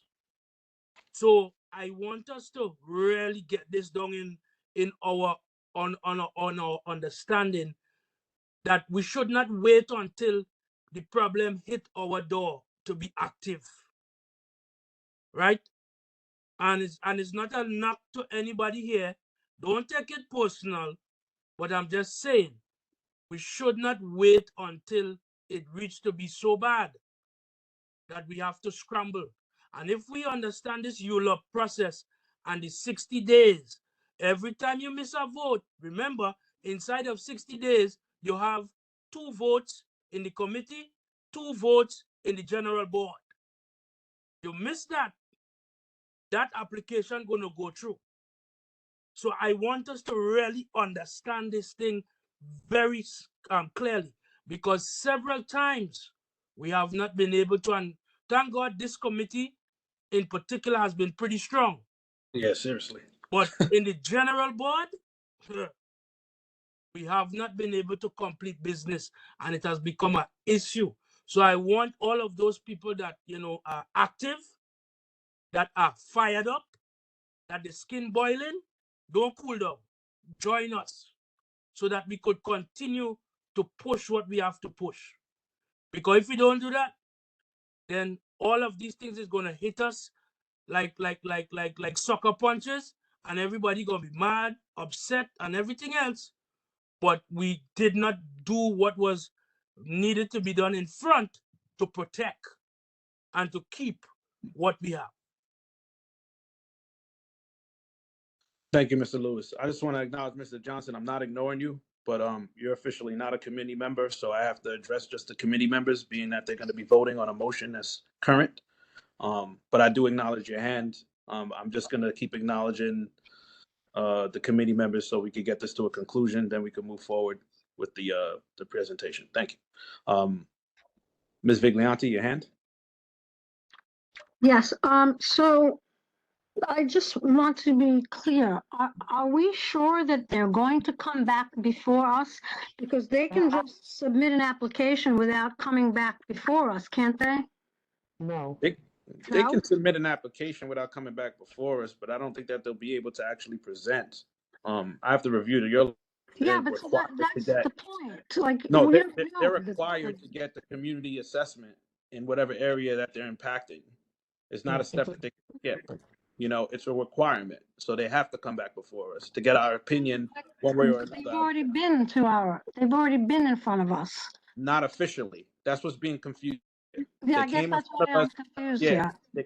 they came to do a presentation to get consensus of what would be coming their way should they move forward with such a project. To come officially would be to have an application go in, an URLIP application go in, and then come formally present us with something that would be actually built and coming. Then we would have an official doctrine to vote on and have an opinion on. It's more or less kind of like what happened with 98th Street. It gave us a consensus, a consolidated idea of what they'd like to bring there. We asked them to come back for basically a year and a half. They've chosen not to because they're not required to come back at this time until they want that special permission to build what's going there. When they have to do that, they're going to have to come here to get our official opinion in order to move forward with the process. That's a fact. I believe that that is a fact. And if they were to not do that, that would be a box that's not checked in their process. And ultimately, I would think it would be a negative against the application. But maybe somebody else could clarify that. Ms. Martinez or Ms. Erskine, was your hand raised? Sorry. was there first. I just forgot to take mine down. Sorry. Sorry, I got you. Ms. Martinez? Allison Martinez, sorry.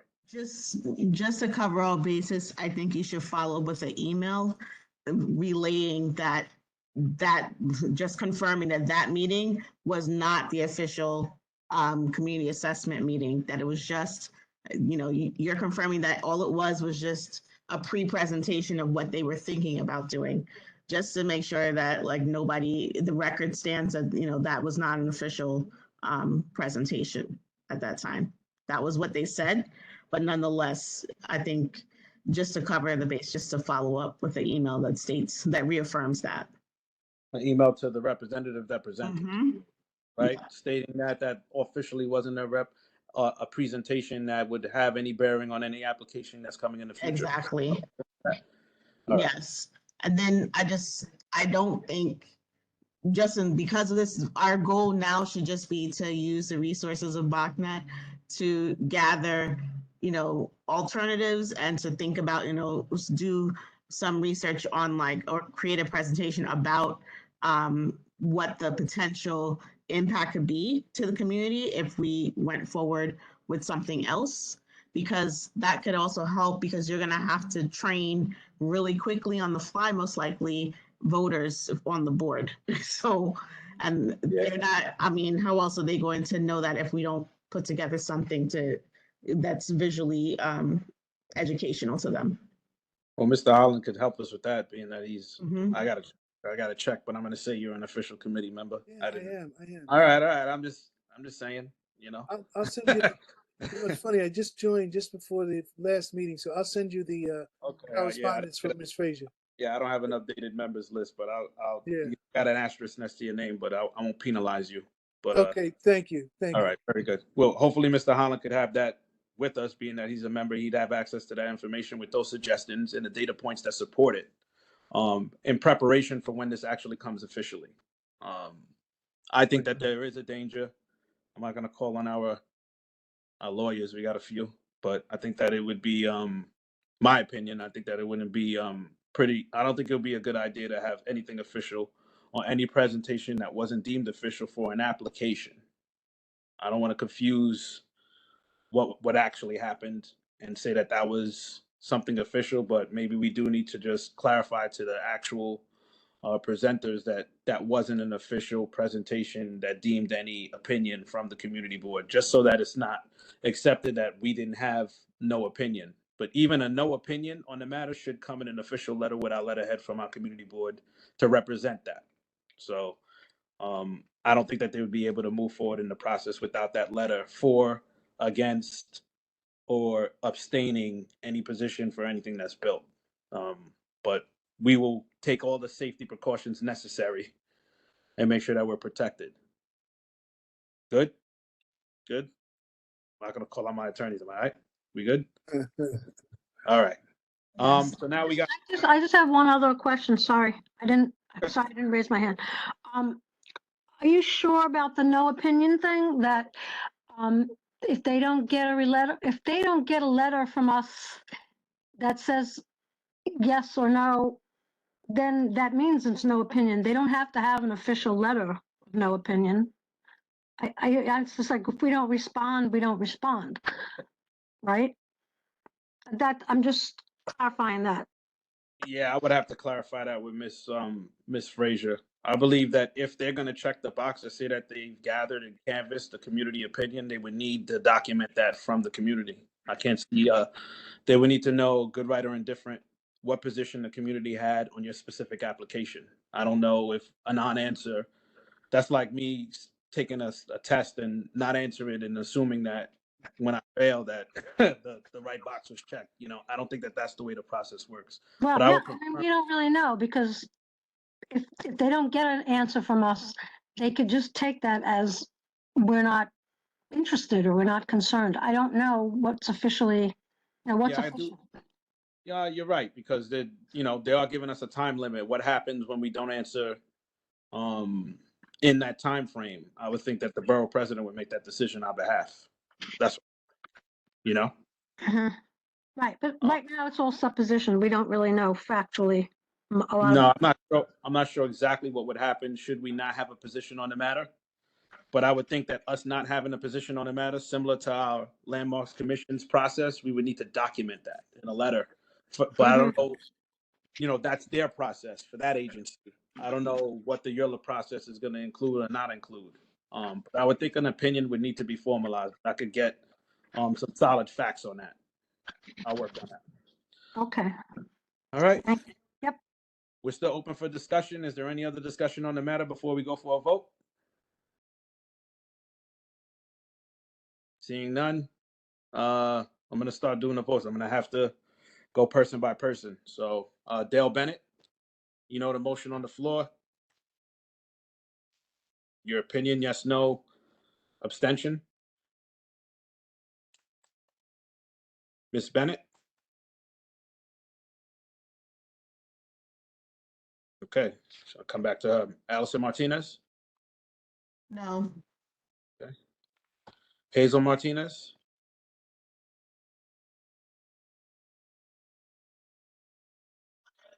I'm going to abstain. Abstain. Okay. Marguerite Viglianti?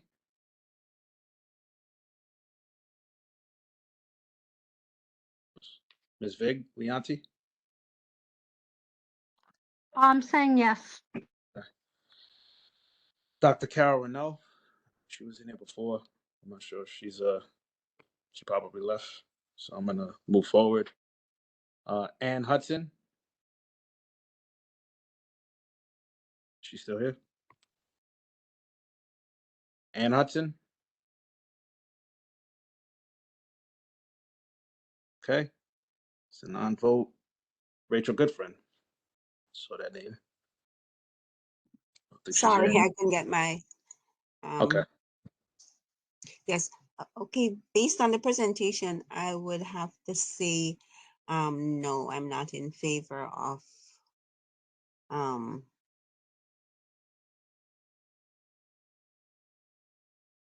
Is that a no? Yes, that's a no for me. Thank you. Okay. Julia Charles is not here. Mary Gallagher. Saw her. No, that was Mary Bell Down. Sorry. Joan Erskine.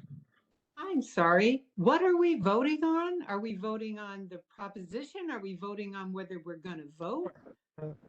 We're voting on the motion on the floor, which was to vote in favor of or against the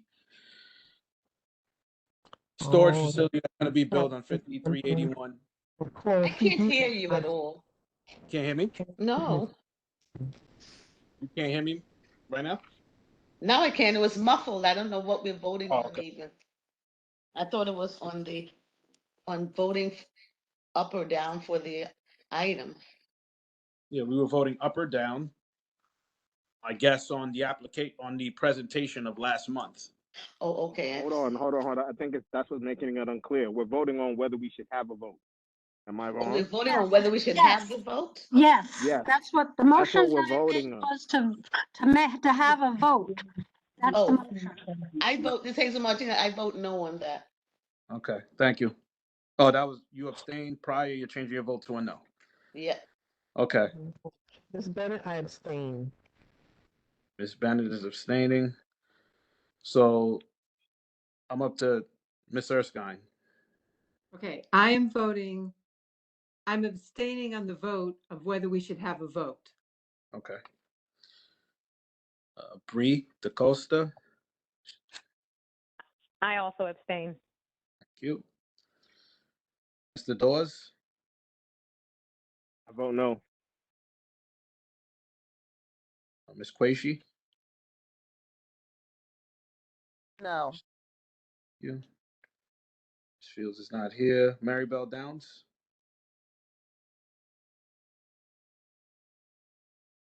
I'm here.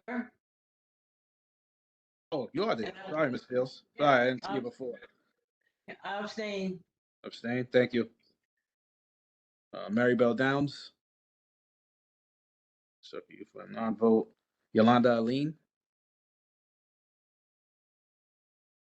Seems like she's no longer with us. This, I don't see Therese. Gotta make sure. No Therese. Julia James. Yolanda Aline said no.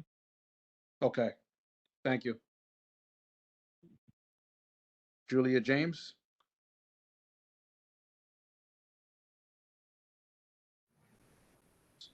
Simone Sylvester. No. Miss Spence, I didn't see. Miss Robinson. No. Him. Mr. Lewis. No. No. Tamara Thomas. My vote is no. Okay. And Darrell Holland. Vote yes. Okay. I'm going to tabulate that. I think that is ultimately a no, but did I ask you, Mr. Dawes? You didn't vote. Yeah. Oh, I didn't vote? Oh, yeah, I'm a no. Sorry. So, hold on. Yeah.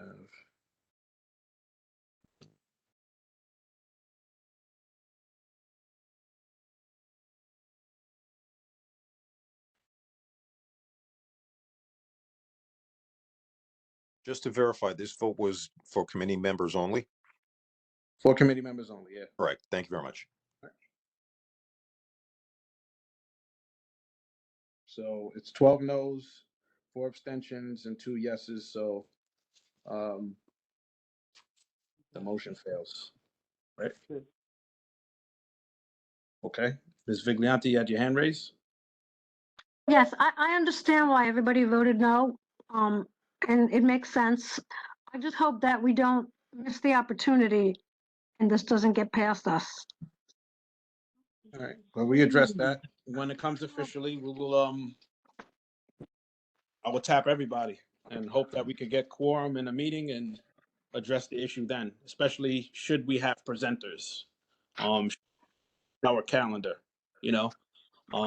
I'll reach out to everybody. I think we're good with communication. We'll see how it comes, but it should be coming. Downstream. Miss Martinez, your hand was raised. Yeah, I think your bylaws committee is still meeting, right? So Yeah. maybe you should see whether or not you could present an option to have like email vote or something for this type of thing where you have a shortened period of time or something, because otherwise, like, there will be a lot of votes that the community board will miss an opportunity to speak on if they're not given the most flexibility in ways that they can respond. Yeah, I think that They need to adjust your bylaws to accommodate that, though. Yeah, the bylaws committee is in session now. They're making some revisions. Ms. James is actually the chair of that committee. I don't think she could speak at the moment, but she's probably listening. So we'll see. We'll see what we can do. It is a unique situation. We might have to modify the way that we operate our business based off of the specific rule that's being placed in front of us. At least for the ULERP process, like, yeah, to have that this, process is yeah. Yeah, it's going to be new and it's going to come fast and it's going to come at the almost approaching the end of our business calendar. So, you know, what happens if it's in the summer?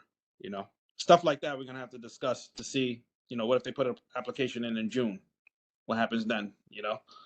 And that's what they will do, because yeah, they know they'll be able to avoid the process yeah. altogether. It's something that needs to be discussed, so we need to discuss it internally, and then we'll bring it to either the bylaws committee or to the executive committee to be addressed. We do need to change our rules. Probably don't accommodate this type of process, you know. And I really would want our committee to be vocal in that process and not have not that they're not qualified, but not have the board members. They're entitled to their vote, but at least they'll know what their committee that represents that particular area feels on the matter and have that before they vote, have that decision in front of them before they vote. Okay. All right. A little long-winded. Mr. Holland, that happened in the middle of your presentation, so I'm going to allow you to close it out so we can move forward with the meeting. Oh, well, I want to thank everyone for allowing me the time my presentation. I want to thank my colleague, Ryan Cagle, for joining in because he's done a lot of work on this. We're going to continue to work on this and address the issues that you're concerned about low impact manufacturing types of businesses in our area, and looking to find those types of businesses should we get to work with the owner of the location. Thanks again. We'll be in tune, and I'll keep you updated on the concerns that you have on our end. Thank you. Thank you.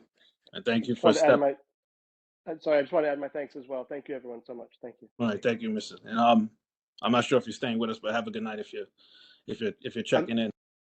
I need to drop. Thanks so much. All right, Yeah, appreciate thanks for your time, Ryan. I know how busy you are. Yeah. See you there. Okay, Ryan, thanks. Thank you.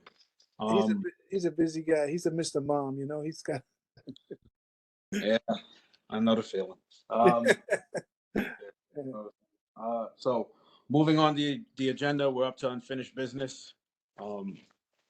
As you know, we had discussions earlier in our earlier meetings about having this estate planning event. The success of that event, I believe, is going to be, being that we have to go to outside resources, is going to be solely based on the type of funding we get to support it.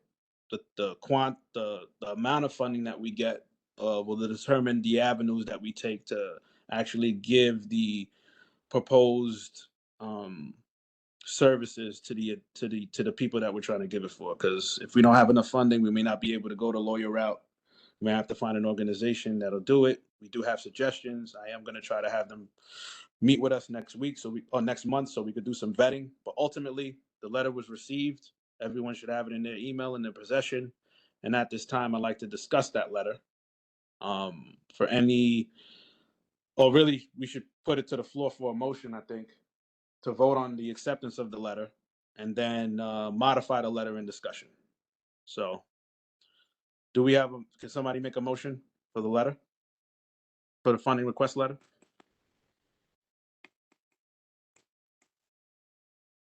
I move, are we moving to discuss the letter? We have to move to accept the letter, that we're going to move forward with it. Then we have to open it up for discussion, which adjustments, changes, and then we'd ultimately vote on the letter. Okay, I vote to You put the gotta letter make a motion. forward. I mean, I move to put the letter forward. Joan Erskine. Do we have a second? I second it, Marguerite. Thank you. Can I just ask, where is this letter? Because I don't see it in my email. It was definitely distributed. Oh, really? Yeah, you could check. I'll put it up. What day was it? I want to say she emailed it. She was emailing a lot. I want to say that was the day before yesterday that went out. I want to say that was Tuesday. She sent that letter. This came from Ms. Frazier? Yeah, Miss Frazier. Let me see if I got it. Didn't get it. Did anybody else not get the letter? Maybe I'll put it on the screen. I didn't get the letter. Okay. Let me see what I can got do. it. You got it? Yeah, I have it. Do you want me to share it or? Yeah. If you could share your screen with the letter, that would help me out. I don't have to. Okay. I don't have to think of my phone. Yeah, I don't have it either. Yeah. I don't have it. Wow. See, reminder, land use. See. Somebody sharing it? Very good. Yeah, I'm trying to. I'm not. Oh, hold on. Let me see here. Can you see that? I see something. Yeah, there we go. There it is. There it is. We'll inhale. Anybody who hasn't read it, it's on your screens now. Unfortunately for the people on the phone, hopefully you have the email to reference it. But let's open it up for discussion, adjustments, changes, edits.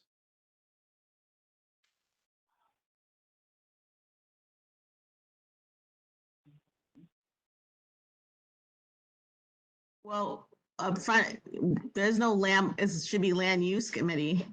Yeah, no, that was my autocorrect. Okay. Sorry. It just, if like you don't put the hyphen, it just kept correcting it to that. I'm sorry. Yes, Ms. Viglianti told me that via email. So yes, we'll be changing anything that says landmarks to land use. And then it says state planning instead of estate planning. That where are we looking? So you see where my cursor is? Where are we? No, Right I don't see here. your cursor. I can't. Oh, I see you. Got you. Estate planning. We have to decide is we call her council member one word in the address and we call her council member 2 words in the salutation. So I think we should decide which one we're going to use. I don't know which is correct. You also have And the incorrect zip code. yeah, the zip code's wrong. It's This is like one of those puzzles. Yeah, Can we yeah, find them? Yeah, that unfortunately that was misphrased. I'm not gonna take the blame for that. I didn't have addresses on my letter. She I guess she put it up there as an example because it's not only going to Council Member Lewis. I think we're gonna try to send it to a few different representatives. Then you have the 45th Council District, lowercase c. Yeah, I caught that. I'm looking for the You need for some the council member 2 commas words. in a lot of places. Looking for the council member 2 words she spoke about. Oh, there's in the first line, in the first. Oh, I see. During Dear. dear. Yeah, I got you. Yeah. After her name. And then you have it in your heading. Yeah, I see that. Pick one. Right. I think it's 2 words. Council member. Okay. It's supposed to be 2 words, right? Yes. I mean, how I've usually seen it is one word. Yeah, it Right. depends. Like it's councilwoman is like the phrase, right? How's that written when you read it usually? All right, we'll find the correct grammatical way to put that. So I got council member. I have uppercase C. I have the change of land use, landmarks to land use throughout the document. Basically in the first sentence and in the third paragraph, we're changing that from landmarks to land use. We're changing to begin state to estate planning. Is there any other? This is more of a, the donors can hear, this is more of a, you want to put what you want right up front. Yeah. So I would say, I am writing this letter on behalf of the Community Board 17 Land Use Committee seeking support. You know, I wouldn't even say I'm writing this letter. Obviously, you're writing a letter. Writing a letter. You know, so, the Community Board 17 Land Use Committee is seeking your support through public funding. Your support. I'm following. Sorry. Yeah, Go ahead. through public funding to host a series of estate planning events. Right there, so they know right from the start. This is what we're talking about. Can I just say something? I went to something recently, and there is actually a free program to do wills and some estate planning stuff. Of course, the information is still in my car, but they have funding for it, and I can send you that information. Yeah, I'm looking for any organization that would be willing Because to. it's free. Yeah, I mean free always helps, especially if we don't get any funding. I mean that our event still lives. You know. I think Canberra and NHS always have these workshops. So I don't know if we could reach out to them. Canberra and NHS. What is it? Well, one of the people, the attorney that does that workshop is doing this work free. They have a grant to do this work free. And I took his name down at NHS, but I met him somewhere else at another thing. And so the program is, people can get this work done without any cost to them. Yeah. If that's an avenue, then that'd be great. It's not going to stop us from requesting funding. No. Yeah, we're still going to ask for the money. Just so you know, that's clear. Just Is because this the right time to be asking for this money? probably a little late, but Oh, hopefully getting it out before okay. they go party in Albany or whatever they do in January, we get something. We get something. In place, yes. Yeah, something in place so Discretionary that the period time. is open today, so it makes sense. Mhm. But I So just, anyway, after saying what you want up front, I got you. I would then say, as you know, the fabric of our community is going through severe changes. Homeowners are being scammed out of their assets with ghost deeds, predatory lenders, and so much more. We have found through contact with the community that frequently one avenue of loss of property is the failure to adequately plan for estate for transference, adequately failure to a failure of adequate estate planning. I mumbled up that last part, Yeah, I lost you. but I'm not gonna lie. I'm trying. yeah, to- but so I gotta. yeah. So you ask what you want up front, you say why you want it, and why what you're asked, and then why what you're asking is going to help the problem.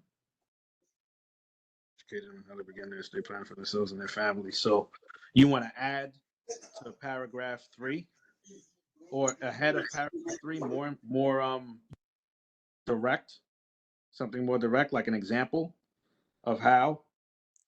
So we have found that, well, I don't know, I have to look at it a little bit more, but I think I've probably said enough. If you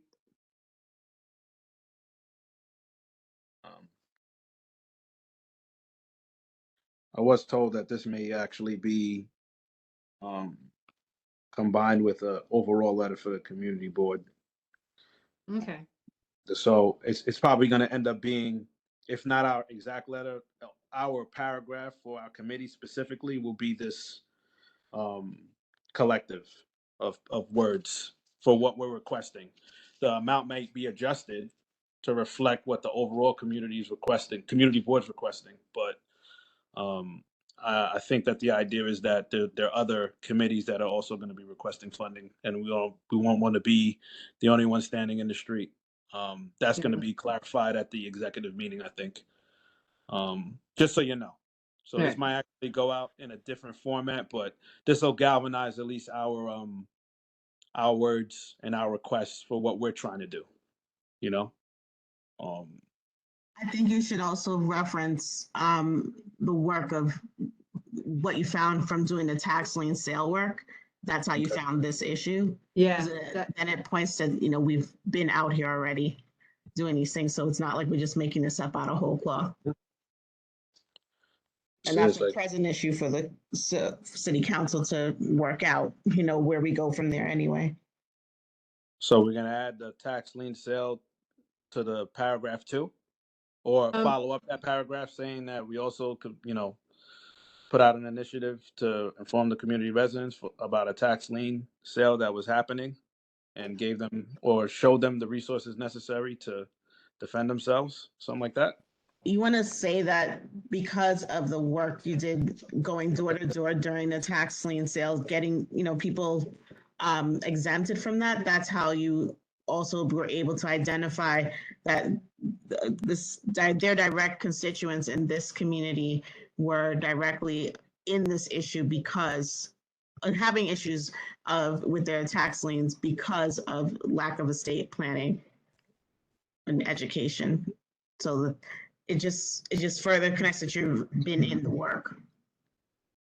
That makes sense. Yeah, I think that you say during our outreach to the community in connection with helping homeowners avoid the tax lien sale, it became apparent that there is a lack of estate planning, lack of an understanding of estate planning in our community that negatively impacts the community's ability to hold on to its properties.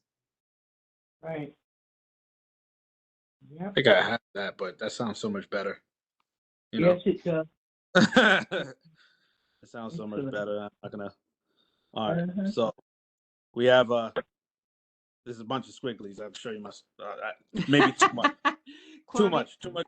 Mr. Afre, if you want to Yeah. send that to me, and I will Yeah, I'm gonna need to clean polish up. it a little bit. This Yeah, is I want kind you of and what this is kind of my jam. I'm happy yeah, to yeah. do I know. that. I know how you get down. I know how you get down. I'm gonna probably say let's agree to the letter in its essence, including all of the adjustments that we discussed tonight, so that we could actually vote on it. But we will be polishing this up. You know, we have to address. Yeah, we're gonna have to clean it up and make it look more regal, more regal. At least for I have an our additional adjustment. Can you hear me? absolutely.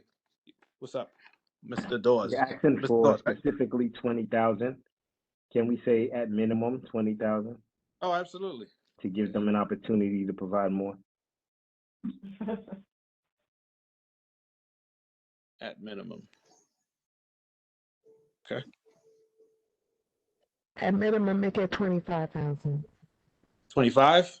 Yeah, because hey, prices go up. Everything All goes right.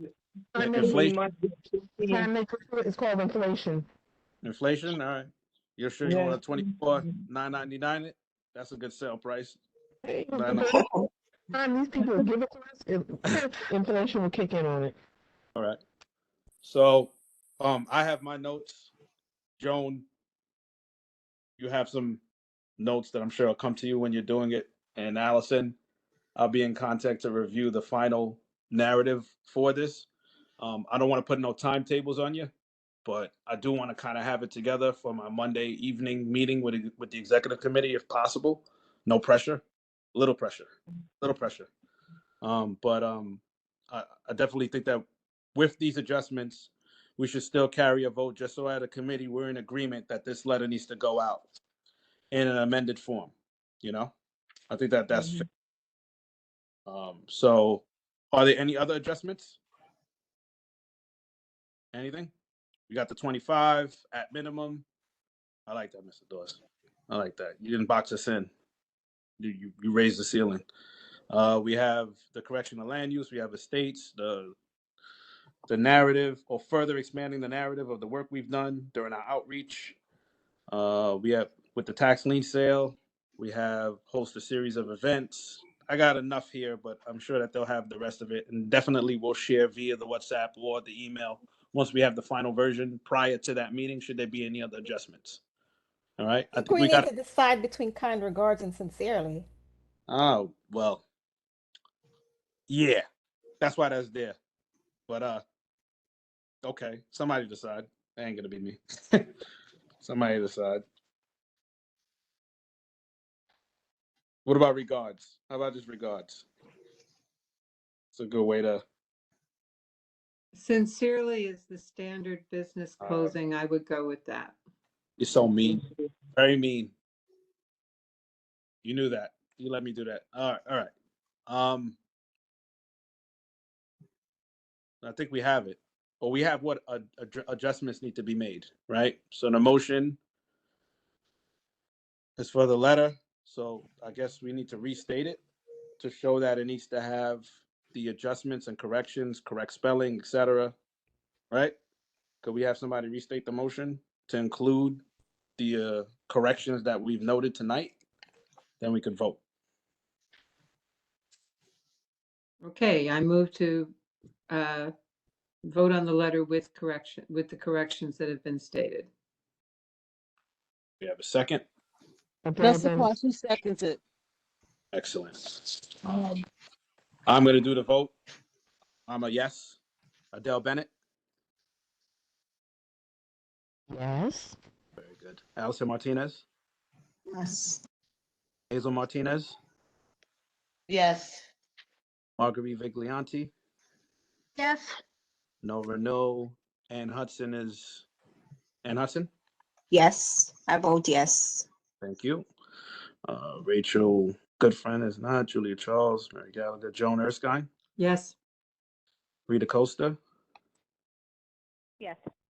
Dale Dawes. Yes. Vanessa Quaishi. Yes. Perlene Fields. Yes. Mary Bell Downs. She's still here. Yolanda Aline, you still on the phone? Yes. Yes. Is your vote a yes? Yes. Oh, thank you. Go to Rez. Julia James. I think she's away. Simone Sylvester. Yes. Lilith Robinson. Yes. There's no Cecile, no Tria. Osney Lewis. He's not here. Okay. Tamara Thomas. Yes, my vote is yes. Yes. And Daryl Holland. Yes. Okay. So that's overwhelmingly yes. To Mr. Alfred, I have a quick question. yeah. Good. Is Community Board 17 a nonprofit or an NFP? I think Ms. Thomas can answer that question clearly, but I believe that we are. Oh, Miss Fields. Actually, I believe we are recognized as a. I think from a funding perspective, I think it's or you have the ability to be recognized as a non-for-profit. Is that right, Ms. Fields? It's a Friends of. Friends of? Okay. Community Board 17. That's the 501c3. The board can't be one. So can the friends of the board? Okay, here's why. Because I've been sharing this information. Goldman Sachs has a bank, a special bank set up for non-for-profits, for community service organizations that work in lower or underserved communities, working on projects just like this. And you can get grants for, I think, up to $25,000, and it's ongoing annually. So if it's a non-for-profit, want me to send that to you, Mr. Affray, the link to that so you can take a look? Yeah, absolutely. Ms. Fields? I will do that. Hello. Okay. Just so you know, the official vote was 14 yes. Yes, Ms. Fields? Yes, what you said? The official vote is 14 yes, and the motion passes. So we're moving forward with the letter. I was asking you about, you were talking about how we're recognized at one of our retreats. So, but I believe Ms. Martinez. Yeah. Because in order to use the CB17 Friends, the 990 form still has to be filled out, which they still haven't done. I've been on them about it, but until the chair does it, we don't have access to that. Okay. So something we got to discuss on Monday, I guess. Yep. Right, I've been on them for 2 years. No, you just got to do it on the executive level, so it's. If you don't do it for 3 years, I think in a row, I mean, Julius probably knows this better, then they will cancel your not-for-profit status. Yeah, I know. There was we were discussing it. Yeah, I checked with them. I checked with them, and we're in non-compliance right now. But I don't know how long it's going to stay that way. So right now, we just have to do a 990 form.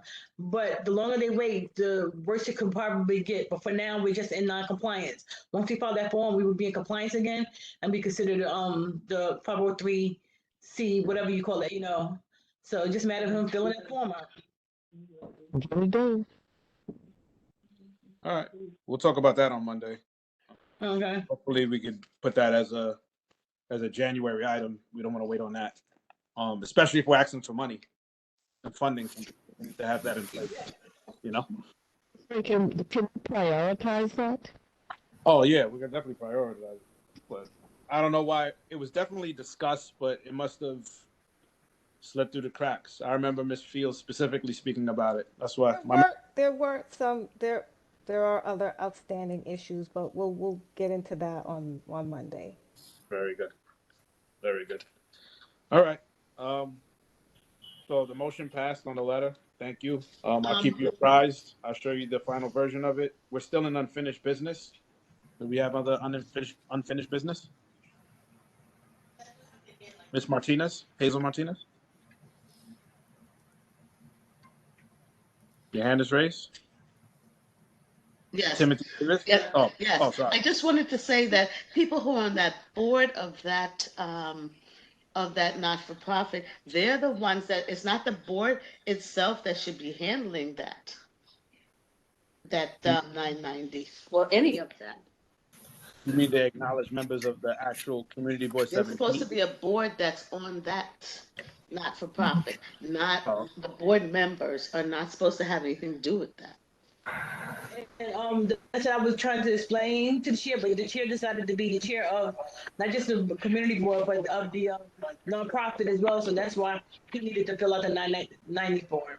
Right. But yeah, you're right. Gotta guess. Okay. Lower your hand, Ms. Martinez. Timothy Davis. Yes, hello, good night, everyone, and Happy New Year. I'm one of the new people that filled out an application, so I was wondering if I'll be able to like officially come on board or Oh if yeah, there's any other step. Yeah, I gotta get an updated membership list. I didn't get that from Ms. Frazier prior to this evening's meeting. So if you fill out an application, you just show up or you should be getting the meeting invitations every Thursday, every first Thursday of the month. And yeah, as long as you're on the membership list, you'll be able to participate in the business of land use and have a voting position at the committee level. Yes, I did submit an application and I have been receiving the links. So Okay. yeah, okay, thanks. All right. Yeah, if you have that, then I would say that you're officially welcome. You're Thank part of it. All right. Ms. Bennett. I just want to let you know that there is a hotel going up on Church Avenue, right off of Bedford. Even though it's in Ward 14, it's dead on our border again. They're going to build an 8-story hotel. I was talking to one of the developers today. I asked him, what are you going to do with that site? He said, a hotel's going there. It's about maybe 5 stories down from the post office, opposite IHOP. On the opposite of IHOP? Opposite, yep. Where the Right barber shop used to be and the dollar store used to be over there? opposite it. Okay. It's gonna be opposite IHOP and the Dollar Tree. But it's dead on our border. Wow. Told the guy, when you start digging, you better look for bones because Yeah, that land is under that African burial ground area. Yeah, that's the awkward location for a hotel.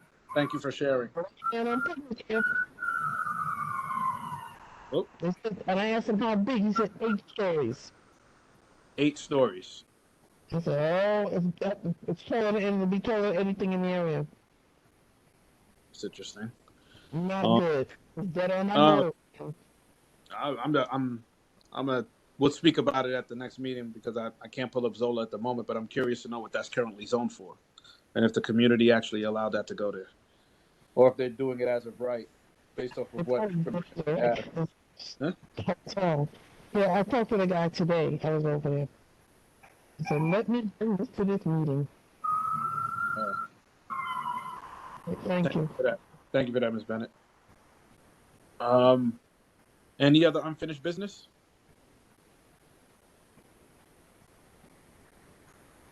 Seeing none, moving on to new business. Do we have any new business?